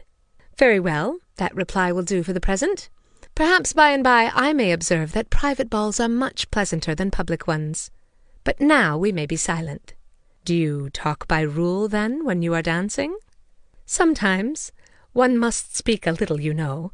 It would look odd to be entirely silent for half an hour together, and yet, for the advantage of some, conversation ought to be so arranged as that they may have the trouble of saying as little as possible." "Are you consulting your own feelings in the present case, or do you imagine that you are gratifying mine?" "Both," replied Elizabeth archly. "For I have always seen a great similarity in the turn of our minds. We are each of an unsocial, taciturn disposition, unwilling to speak unless we expect to say something that will amaze the whole room, and be handed down to posterity with all the éclat of a proverb." "This is no very striking resemblance of your own character, I am sure," said he. "How near it may be to mine, I cannot pretend to say. You think it is a faithful portrait, undoubtedly." "I must not decide on my own performance." He made no answer, and they were again silent till they had gone down the dance, when he asked her if she and her sisters did not very often walk to Meryton. She answered in the affirmative, and, unable to resist the temptation, added, "When you met us there the other day, we had just been forming a new acquaintance." The effect was immediate. A deeper shade of hauteur overspread his features, but he said not a word, and Elizabeth, though blaming herself for her own weakness, could not go on. At length Darcy spoke, and in a constrained manner said, Mr. Wickham is blessed with such happy manners as may ensure his making friends. Whether he may be equally capable of retaining them is less certain." "He has been so unlucky as to lose your friendship," replied Elizabeth with emphasis, "and in a manner which he is likely to suffer from all his life." Darcy made no answer, and seemed desirous of changing the subject. At that moment Sir William Lucas appeared close to them, meaning to pass through the set to the other side of the room, but on perceiving Mr. Darcy, he stopped with a bow of superior courtesy to compliment him on his dancing and his partner. "I have been most highly gratified indeed, my dear sir. Such very superior dancing is not often seen. It is evident that you belong in the first circles. Allow me to say, however, that your fair partner does not disgrace you, and that I must hope to have this pleasure often repeated, especially when a certain desirable event, my dear Miss Eliza," glancing at her sister and Bingley, "shall take place. What congratulations will then flow in! I appeal to Mr. Darcy— Oh, but let me not interrupt you, sir. You will not thank me for detaining you from the bewitching converse of that young lady whose bright eyes are also upbraiding me?" The latter part of this address was scarcely heard by Darcy, but Sir William's allusion to his friend seemed to strike him forcibly, and his eyes were directed with a very serious expression toward Bingley and Jane, who were dancing together. Recovering himself, however, shortly, he turned to his partner and said, "Sir William's interruption has made me forget what we were talking of." "I do not think we were speaking at all. Sir William could not have interrupted any two people in the room who had less to say for themselves. We have tried 2 or 3 subjects already without success, and what we are to talk of next I cannot imagine." "What think you of books?" said he, smiling. "Books? Oh, no, I am sure we never read the same, or not with the same feelings." "I am sorry you think so, but if that be the case, there can at least be no want of subject. We may compare our different opinions." "No, I cannot talk of books in a ballroom. My head is always full of something else." "The present always occupies you in such scenes, does it?" said he with a look of doubt. "Yes, always," she replied, without knowing what she said, for her thoughts had wandered far from the subject, as soon afterwards appeared by her suddenly exclaiming, "I remember hearing you once say, Mr. Darcy, that you hardly ever forgave, that your resentment once created was unappeasable. You are very cautious, I suppose, as to its being created?" "I am," said he with a firm voice. "And never allow yourself to be blinded by prejudice?" "I hope not." "It is particularly incumbent on those who never change their opinion to be secure of judging properly at first." "May I ask to what these questions tend?" "Merely to the illustration of your character," said she, endeavouring to shake off her gravity. "I am trying to make it out." "And what is your success?" She shook her head. "I do not get on at all. I hear such different accounts of you as puzzle me exceedingly." "I can readily believe," answered he gravely, "that report may vary greatly with respect to me, and I could wish, Miss Bennet, that you were not to sketch my character at the present moment, as there is reason to fear that the performance would reflect no credit on either." "But if I do not take your likeness now, I may never have another opportunity." "I would by no means suspend any pleasure of yours," he coldly replied. She said no more, and they went down the other dance and parted in silence, on each side dissatisfied, though not to an equal degree, for in Darcy's breast was a tolerable powerful feeling toward her, which soon procured her pardon, and directed all his anger against another. They had not long separated when Miss Bingley came toward her, and with an expression of civil disdain thus accosted her. "So, Miss Eliza, I hear you are quite delighted with George Wickham. Your sister has been talking to me about him, and asking me 1,000 questions, and I find that the young man forgot to tell you, among his other communications, that he was the son of old Wickham, the late Mr. Darcy's steward. Let me recommend you, however, as a friend, not to give implicit confidence to all his assertions, for as to Mr. Darcy's using him ill, it is perfectly false, for, on the contrary, he has always been remarkably kind to him, though George Wickham has treated Mr. Darcy in a most infamous manner. I do not know the particulars, but I know very well that Mr. Darcy is not in the least to blame, that he cannot bear to hear George Wickham mentioned, and that though my brother thought he could not well avoid including him in his invitation to the officers, he was excessively glad to find that he had taken himself out of the way. His coming into the country at all is a most insolent thing indeed, and I wonder how he could presume to do it. I pity you, Miss Eliza, for this discovery of your favourite's guilt. But really, considering his descent, one could not expect much better." "His guilt and his descent appear by your account to be the same," said Elizabeth angrily, "for I have heard you accuse him of nothing worse than of being the son of Mr. Darcy's steward, and of that, I can assure you, he informed me himself." "I beg your pardon," replied Miss Bingley, turning away with a sneer. "Excuse my interference. It was kindly meant." "Insolent girl," said Elizabeth to herself. "You are much mistaken if you expect to influence me by such a paltry attack as this. I see nothing in it but your own wilful ignorance and the malice of Mr. Darcy."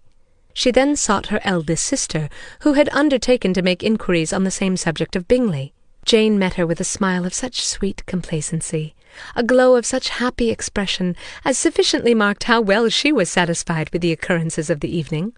Elizabeth instantly read her feelings, and at that moment solicitude for Wickham, resentment against his enemies, and everything else gave way before the hope of Jane's being in the fairest way for happiness. "I want to know," she said, with a countenance no less smiling than her sister's, "what you have learned about Mr. Wickham. But perhaps you've been too pleasantly engaged to think of any third person, in which case you may be sure of my pardon." "No," replied Jane, "I've not forgotten him, but I have nothing satisfactory to tell you.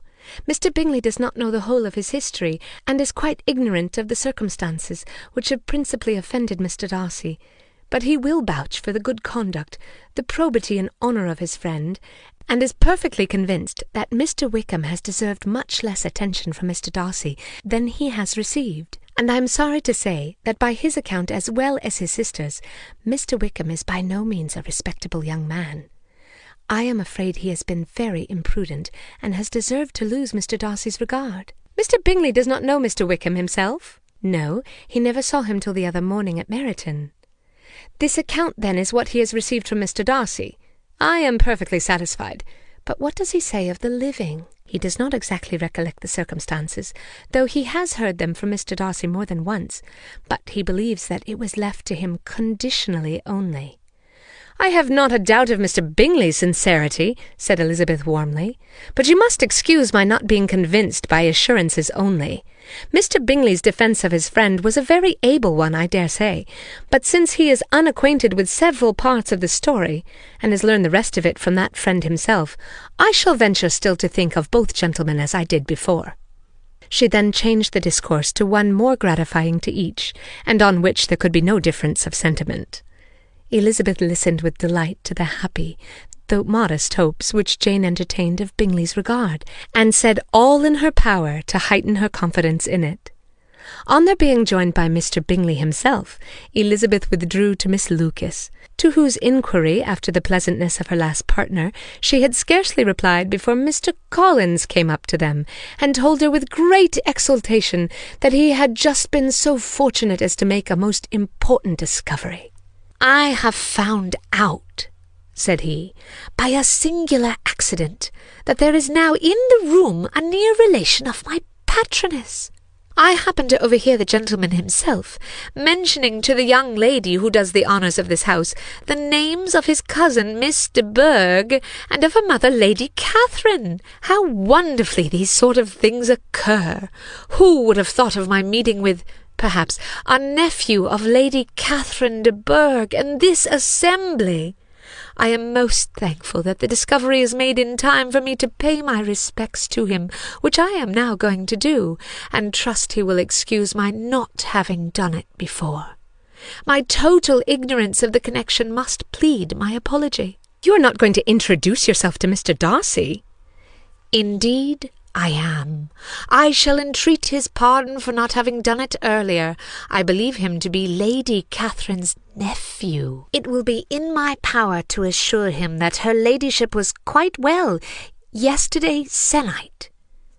Elizabeth tried hard to dissuade him from such a scheme, assuring him that Mr. Darcy would consider his addressing him without introduction as an impertinent freedom rather than a compliment to his aunt, that it was not in the least necessary there should be any notice on either side, and that if it were, it must belong to Mr. Darcy, the superior in consequence, to begin the acquaintance. Mr. Collins listened to her with the determined air of following his own inclination, and when she ceased speaking, replied thus: "My dear Miss Elizabeth, I have the highest opinion in the world of your excellent judgment in all matters within the scope of your understanding, but permit me to say that there must be a wide difference between the established forms of ceremony amongst the laity and those which regulate the clergy. For give me leave to observe that I consider the clerical office as equal in point of dignity with the highest rank in the kingdom, provided that a proper humility of behaviour is at the same time maintained. You must, therefore, allow me to follow the dictates of my conscience on this occasion, which leads me to perform what I look on as a point of duty. Pardon me for neglecting to profit by your advice, which on every other subject shall be my constant guide, though in the case before us I consider myself more fitted by education and habitual study to decide on what is right than a young lady like yourself." And with a low bow he left her to attack Mr. Darcy, whose reception of his advances she eagerly watched, and whose astonishment at being so addressed was very evident. Her cousin prefaced his speech with a solemn bow, and though she could not hear a word of it, she felt as if hearing it all, and saw in the motion of his lips the words apology, Hunsford, and Lady Catherine de Bourgh. It vexed her to see him expose himself to such a man. Mr. Darcy was eyeing him with unrestrained wonder, and when at last Mr. Collins allowed him time to speak, replied with an air of distant civility. Mr. Collins, however, was not discouraged from speaking again, and Mr. Darcy's contempt seemed abundantly increasing with the length of his second speech. At the end of it he only made him a slight bow and moved another way. Mr. Collins then returned to Elizabeth. "I have no reason, I assure you," said he, "to be dissatisfied with my reception. Mr. Darcy seemed much pleased with the attention. He answered me with the utmost civility, and even paid me the compliment of saying that he was so well convinced of Lady Catherine's discernment as to be certain she could never bestow a favour unworthily. It was really a very handsome thought. Upon the whole, I am much pleased with him." As Elizabeth had no longer any interest of her own to pursue, she turned her attention most entirely on her sister and Mr. Bingley, and the train of agreeable reflections which her observations gave birth to made her perhaps almost as happy as Jane. She saw her in idea settled in that very house in all the felicity which a marriage of true affection could bestow, and she felt capable under such circumstances of endeavouring even to like Bingley's two sisters. Her mother's thoughts, she plainly saw, were bent the same way, and she determined not to venture near her, lest she might hear too much. When they sat down to supper, therefore, she considered it a most unlucky perverseness which placed them within one of each other, and deeply was she vexed to find that her mother was talking to that one person, Lady Lucas, freely, openly, and of nothing else but of her expectation that Jane would be soon married to Mr. Bingley. It was an animating subject, and Mrs. Bennet seemed incapable of fatigue while enumerating the advantages of the match. His being such a charming young man, and so rich, and living but 3 miles from them, were the first points of self-congratulation, and then it was such a comfort to think how fond the two sisters were of Jane, and to be certain that they must desire the connection as much as she could do. It was, moreover, such a promising thing for her younger daughters, as Jane's marrying so greatly must throw them in the way of other rich men. And lastly, it was so pleasant at her time of life to be able to consign her single daughters to the care of their sister, that she might not be obliged to go into company more than she liked. It was necessary to make this circumstance a matter of pleasure, because on such occasions it is the etiquette, but no one was less likely than Mrs. Bennet to find comfort in staying at home at any period of her life. She concluded with many good wishes that Lady Lucas might soon be equally fortunate, though evidently and triumphantly believing there was no chance of it. In vain did Elizabeth endeavour to check the rapidity of her mother's words, or persuade her to describe her felicity in a less audible whisper, for to her inexpressible vexation she could perceive that the chief of it was overheard by Mr. Darcy, who sat opposite to them. Her mother only scolded her for being nonsensical. "What is Mr. Darcy to me, pray, that I should be afraid of him? I am sure we owe him no such particular civility as to be obliged to say nothing he may not like to hear." "For heaven's sake, madam, speak lower. "What advantage can it be to you to offend Mr. Darcy? You will never recommend yourself to his friend by so doing." Nothing that she could say, however, had any influence. Her mother would talk of her views in the same intelligible tone. Elizabeth blushed, and blushed again, with shame and vexation. She could not help frequently glancing her eye at Mr. Darcy, though every glance convinced her of what she dreaded, for though he was not always looking at her mother, she was convinced that his attention was invariably fixed on her. The expression of his face changed gradually from indignant contempt to a composed and steady gravity. At length, however, Mrs. Bennet had no more to say, and Lady Lucas, who had been long yawning at the reception of delights which she had no likelihood of sharing, was left to the comforts of cold ham and chicken. Elizabeth now began to revive. But not long was the interval of tranquillity, for when supper was over, singing was talked of, and she had the mortification of seeing Mary, after very little entreaty, preparing to oblige the company. By many significant looks and silent entreaties did she endeavour to prevent such a proof of complaisance, but in vain. Mary would not understand them. Such an opportunity of exhibiting was delightful to her, and she began her song. Elizabeth's eyes were fixed on her with most painful sensations, and she watched her progress through the several stanzas with an impatience which was very ill rewarded at their close. For Mary, on receiving amongst the thanks of the table the hint of a hope that she might be prevailed on to favour them again, after the pause of half a minute, began another. Mary's powers were by no means fitted for such a display. Her voice was weak, and her manner affected. Elizabeth was in agonies. She looked at Jane to see how she bore it, but Jane was very composedly talking to Bingley. She looked at his two sisters, and saw them making signs of derision at each other, and at Darcy, who continued, however, impenetrably grave. She looked at her father to entreat his interference, lest Mary should be singing all night. He took the hint, and when Mary had finished her song, said aloud, "That will do extremely well, child. You have delighted us long enough. Let the other young ladies have time to exhibit." Mary, though pretending not to hear, was somewhat disconcerted, and Elizabeth felt sorry for her, and sorry for her father's speech, was afraid her anxiety had done no good. Others of the party were now applied to. "If I," said Mr. Collins, "were so fortunate as to be able to sing, I should have great pleasure, I am sure, in obliging the company with an air, for I consider music as a very innocent diversion, and perfectly compatible with the profession of a clergyman.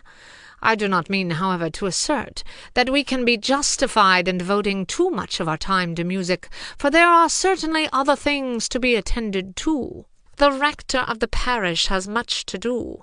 In the first place, he must make such an agreement for tithes as may be beneficial to himself, and not offensive to his patron. He must write his own sermons, and the time that remains will not be too much for his parish duties, and the care and improvement of his dwelling, which he cannot be excused from making as comfortable as possible.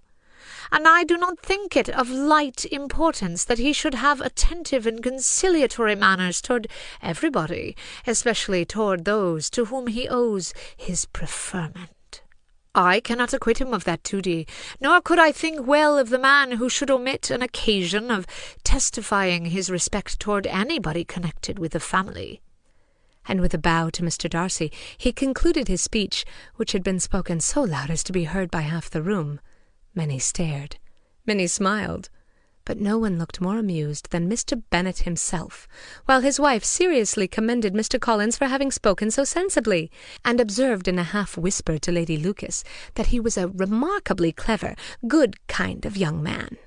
To Elizabeth, it appeared that had her family made an agreement to expose themselves as much as they could during the evening, it would have been impossible for them to play their parts with more spirit or finer success. And happy did she think it for Bingley and her sister that some of the exhibition had escaped his notice, and that his feelings were not of a sort to be much distressed by the folly which he must have witnessed.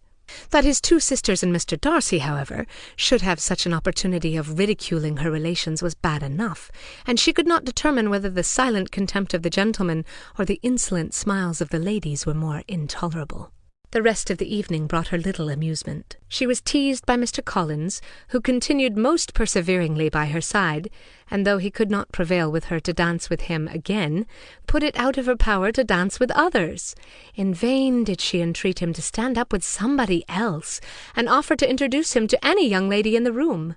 He assured her that as to dancing, he was perfectly indifferent to it, that his chief object was by delicate attentions to recommend himself to her, and that he should therefore make a point of remaining close to her the whole evening. There was no arguing upon such a project. She owed her greatest relief to her friend Miss Lucas, who often joined them and good-naturedly engaged Mr. Collins's conversation to herself. She was at least free from the offence of Mr. Darcy's farther notice. Though often standing within a very short distance of her, quite disengaged, he never came near enough to speak. She felt it to be the probable consequence of her allusions to Mr. Wickham, and rejoiced in it. The Longbourn party were the last of all the company to depart, and by a manoeuvre of Mrs. Bennet had to wait for their carriages a quarter of an hour after everybody else was gone, which gave them time to see how heartily they were wished away by some of the family. Mrs. Hurst and her sister scarcely opened their mouths except to complain of fatigue, and were evidently impatient to have the house to themselves. They repulsed every attempt of Mrs. Bennet at conversation, and by so doing threw a languor over the whole party, which was very little relieved by the long speeches of Mr. Collins, who was complimenting Mr. Bingley and his sisters on the elegance of their entertainment, and the hospitality and politeness which had marked their behaviour to their guests. Darcy said nothing at all. Mr. Bennet, in equal silence, was enjoying the scene. Mr. Bingley and Jane were standing together, a little detached from the rest, and talked only to each other. Elizabeth preserved as steady a silence as either Mrs. Hurst or Miss Bingley, and even Lydia was too much fatigued to utter more than the occasional exclamation of "Lord, how tired I am!" accompanied by a violent yawn. When at length they arose to take leave, Mrs. Bennet was most pressingly civil in her hope of seeing the whole family soon at Longbourn, and addressed herself particularly to Mr. Bingley, to assure him how happy he would make them by eating a family dinner with them at any time, without the ceremony of a formal invitation. Bingley was all grateful pleasure, and he readily engaged for taking the earliest opportunity of waiting on her, after his return from London, whither he was obliged to go the next day for a short time. Mrs. Bennet was perfectly satisfied, and quitted the house under the delightful persuasion that, allowing for the necessary preparations of settlements, new carriages, and wedding clothes, she should undoubtedly see her daughter settled at Netherfield in the course of 3 or 4 months. Of having another daughter married to Mr. Collins, she thought with equal certainty, and with considerable, though not equal, pleasure.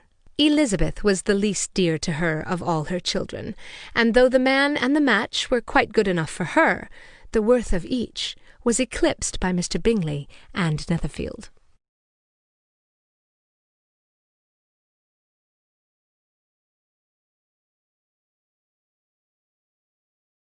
Chapter 19. The next day opened a new scene at Longbourn.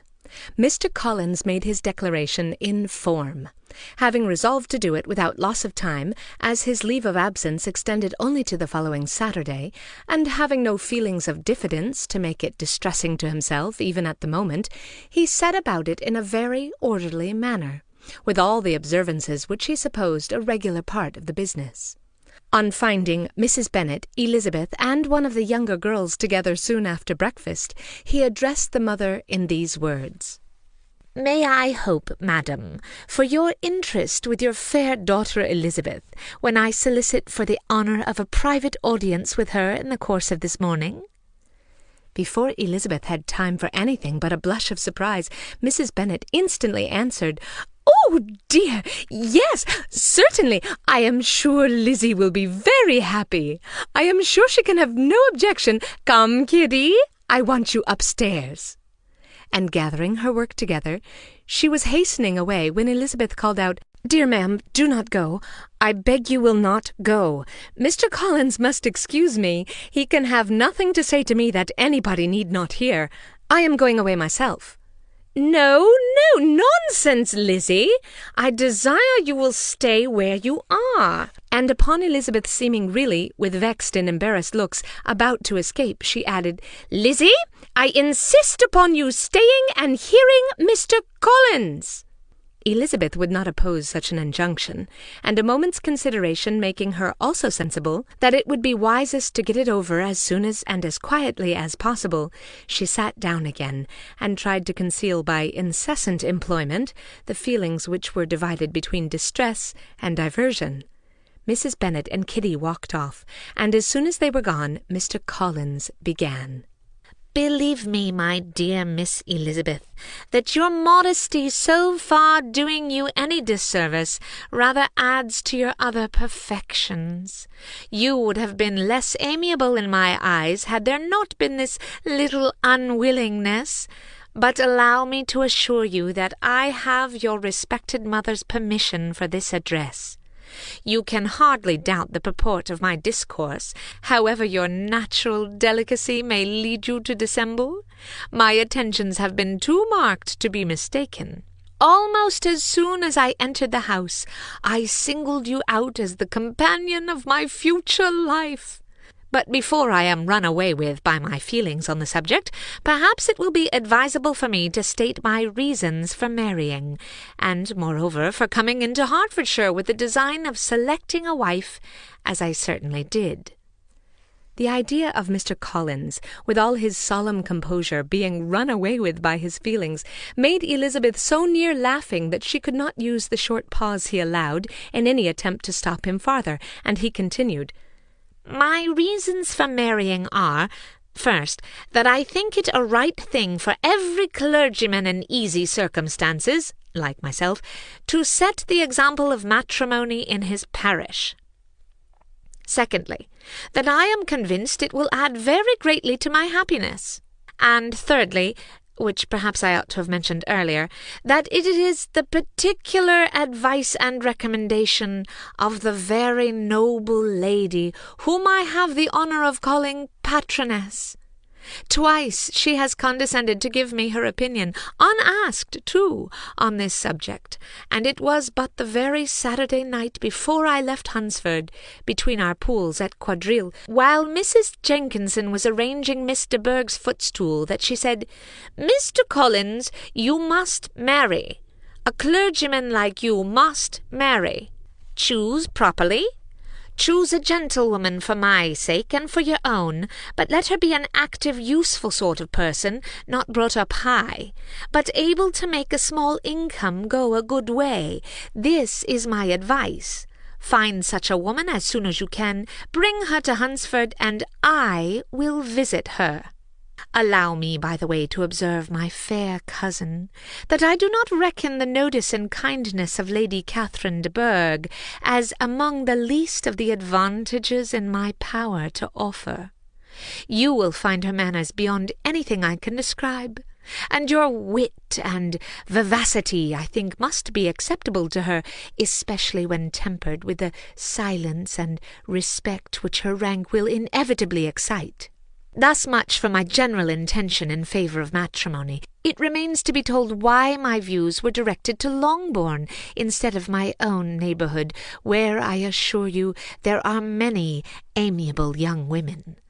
But the fact is that being, as I am, to inherit this estate after the death of your honoured father, who, however, may live many years longer, I could not satisfy myself without resolving to choose a wife from among his daughters, that the loss to them might be as little as possible, when the melancholy event takes place, which, however, as I have already said, may not be for several years.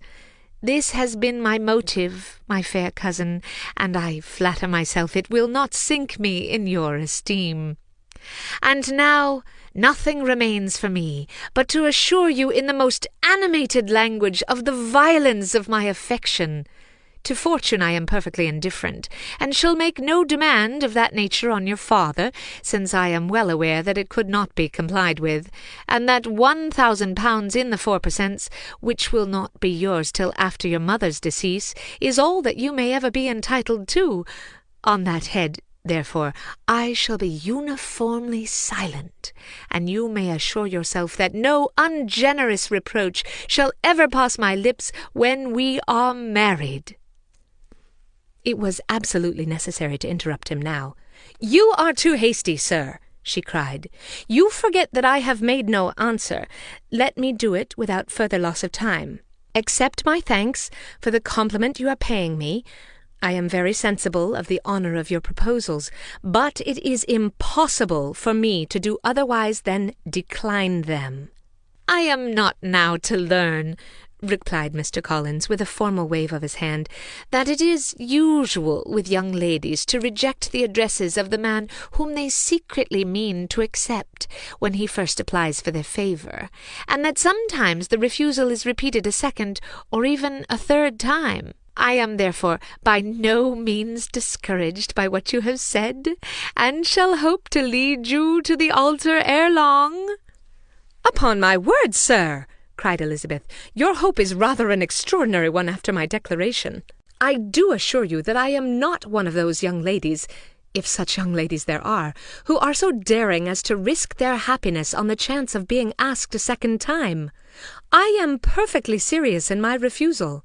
You could not make me happy, and I am convinced that I am the last woman in the world who would make you so.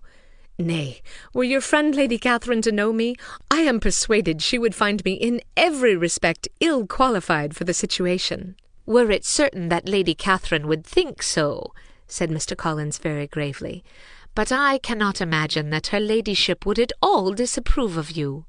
And you may be certain that when I have the honour of seeing her again, I shall speak in the highest terms of your modesty, economy, and other amiable qualifications." "Indeed, Mr. Collins, all praise of me will be unnecessary. You must give me leave to judge for myself, and pay me the compliment of believing what I say. I wish you very happy and very rich, and by refusing your hand do all in my power to prevent your being otherwise. In making me the offer, you must have satisfied the delicacy of your feelings with regard to my family, and may take possession of Longbourn estate whenever it falls, without any self-reproach. This matter may be considered therefore as finally settled." And rising as she thus spoke, she would have quitted the room had not Mr. Collins thus addressed her.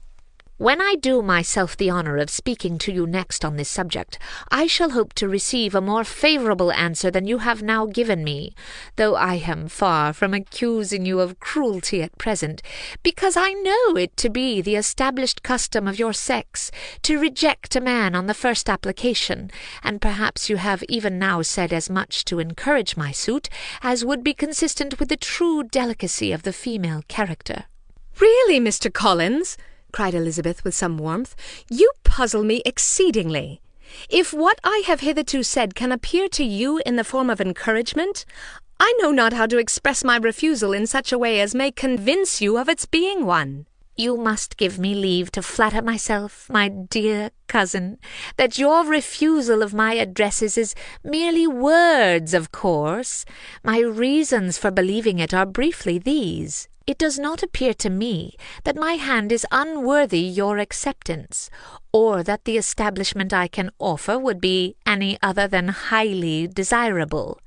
My situation in life, my connections with the family of de Bourgh, and my relationship to your own are circumstances highly in my favour, and you should take it into farther consideration that in spite of your manifold attractions, it is by no means certain that another offer of marriage may ever be made you. Your portion is unhappily so small that it will in all likelihood undo the effects of your loveliness and amiable qualifications. As I must therefore conclude that you are not serious in your rejection of me, I shall choose to attribute it to your wish of increasing my love by suspense, according to the usual practice of elegant females. I do assure you, sir, that I have no pretension whatever to that kind of elegance which consists in tormenting a respectable man. I would rather be paid the compliment of being believed sincere. I thank you again and again for the honour which you have done me in your proposals, but to accept them is absolutely impossible. My feelings in every respect forbid it. Can I speak plainer? Do not consider me now as an elegant female intending to plague you, but as a rational creature speaking the truth from her heart. You are uniformly charming, cried he, with an air of awkward gallantry, and I am persuaded that when sanctioned by the express authority of both your excellent parents, my proposals will not fail of being acceptable. To such perseverance in wilful self-deception, Elizabeth would make no reply, and immediately and in silence withdrew, determined that if he persisted in considering her repeated refusals as flattering encouragement, to apply to her father, whose negative might be uttered in such a manner as must be decisive, and whose behaviour at least could not be mistaken for the affectation and coquetry of an elegant female. Chapter 20. Mr. Collins was not left long to the silent contemplation of his successful love, for Mrs. Bennet, having dawdled about in the vestibule to watch for the end of the conference, no sooner saw Elizabeth open the door, and with quick step pass her toward the staircase, than she entered the breakfast-room and congratulated both him and herself in warm terms on the happy prospect of their nearer connection. Mr. Collins received and returned these felicitations with equal pleasure, and then proceeded to relate the particulars of their interview, with the result of which he trusted he had every reason to be satisfied, since the refusal which his cousin had steadfastly given him would naturally flow from her bashful modesty and the genuine delicacy of her character. This information, however, startled Mrs. Bennet. She would have been glad to be equally satisfied that her daughter had meant to encourage him by protesting against his proposals, but she dared not to believe it, and could not help saying so. "But depend upon it, Mr. Collins," she added, "that Lizzie shall be brought to reason. I will speak to her about it myself directly. She is a very headstrong, foolish girl, and does not know her own interest, but I will make her know it." "Pardon me for interrupting you, madam," cried Mr. Collins, "but if she is really headstrong and foolish, I know not whether she would altogether be a very desirable wife to a man in my situation, who naturally looks for happiness in the marriage state. If, therefore, she actually persists in rejecting my suit, perhaps it were better not to force her into accepting me, because if liable to such defects of temper, she could not contribute much to my felicity." "Sir, you quite misunderstand me," said Mrs. Bennet, alarmed. "Lizzie is only headstrong in such matters as these. In everything else she is as good-natured a girl as ever lived. I will go directly to Mr. Bennet, and we shall very soon settle it with her, I am sure." She would not give him the time to reply, but hurrying instantly to her husband, called out as she entered the library, "Oh, Mr. Bennet, you are wanted immediately. We are all in an uproar. You must come and make Lizzie marry Mr. Collins, for she vows she will not have him, and if you do not make haste, he will change his mind and not have her." Mr. Bennet raised his eyes from his book as she entered, and fixed them on her face with a calm unconcern, which was not in the least altered by her communication. "I have not the pleasure of understanding you," said he, when she had finished her speech. "Of what are you talking?" of Mr. Collins and Lizzie. Lizzie declares she will not have Mr. Collins, and Mr. Collins begins to say that he will not have Lizzie. And what am I to do on the occasion? It seems a hopeless business. Speak to Lizzie about it yourself. Tell her that you insist upon her marrying him. Let her be called down. She shall hear my opinion. Mrs. Bennet rang the bell, and Miss Elizabeth was summoned to the library. "Come here, child," cried her father as she appeared. "I have sent for you on an affair of importance. I understand Mr. Collins has made you an offer of marriage. Is it true?" Elizabeth replied that it was. "Very well, and this offer of marriage you have refused?" "I have, sir." "Very well. We now come to the point. Your mother insists upon you accepting it. Is it not so, Mrs. Bennet?" "Yes, or I will never see her again." "An unhappy alternative is before you, Elizabeth. From this day you must be a stranger to one of your parents. Your mother will never see you again if you do not marry Mr. Collins, and I will never see you again if you do." Elizabeth could not but smile at such a conclusion of such a beginning. But Mrs. Bennet, who had persuaded herself that her husband regarded the affair as she wished, was excessively disappointed. "What do you mean, Mr. Bennet, by talking in this way? You promised me to insist upon her marrying him." "My dear," replied her husband, "I have two small favours to request. First, that you will allow me the free use of my understanding on the present occasion, and secondly, of my room. I shall be glad to have the library to myself again as soon as may be." Not yet, however, in spite of her disappointment in her husband, did Mrs. Bennet give up the point. She talked to Elizabeth again and again, coaxed and threatened her by turns. She endeavoured to secure Jane in her interest, but Jane, with all possible mildness, declined interfering, and Elizabeth, sometimes with real earnestness and sometimes with playful gaiety, replied to her attacks. Though her manner varied, however, her determination never did. Mr. Collins, meanwhile, was meditating in solitude on what had passed. He thought too well of himself to comprehend on what motive his cousin could refuse him, and though his pride was hurt, he suffered in no other way. His regard for her was quite imaginary, and the possibility of her deserving her mother's reproach prevented his feeling any regret. While the family were in this confusion, Charlotte Lucas came to spend the day with them. She was met in the vestibule by Lydia, who, flying to her, cried in a half-whisper, "I am glad you are come, for there is such fun here. What do you think has happened this morning? Mr. Collins has made an offer to Lizzie, and she will not have him." Charlotte had hardly time to answer before they were joined by Kitty, who came to tell the same news, and no sooner had they entered the breakfast-room, where Mrs. Bennet was alone, than she likewise began on the subject, calling on Miss Lucas for her compassion, and entreating her to persuade her friend Lizzie to comply with the wishes of all her family. "Pray do, my dear Miss Lucas," she added in a melancholy tone, "for nobody is on my side. Nobody takes part with me. I am cruelly used. Nobody feels for my poor nerves." Charlotte's reply was spared by the entrance of Jane and Elizabeth. "Ay, there she comes," continued Mrs. Bennet, "looking as unconcerned as may be, and caring no more for us than if we were at York, provided she can have her own way. But I tell you what, Miss Lizzie, if you take it into your head to go on refusing every offer of marriage in this way, you will never get a husband at all, and I am sure I do not know who is to maintain you when your father is dead. I shall not be able to keep you, and so I warn you. I have done with you from this very day. I told you in the library, you know, that I should never speak to you again, and you will find me as good as my word. I have no pleasure in talking to undutiful children. Not that I have much pleasure indeed from talking to anybody. People who suffer as I do from nervous complaints can have no great inclination for talking. Nobody can tell what I suffer, but it is always so. Those who do not complain are never pitied." Her daughters listened in silence to this effusion, sensible that any attempt to reason with or soothe her would only increase the irritation.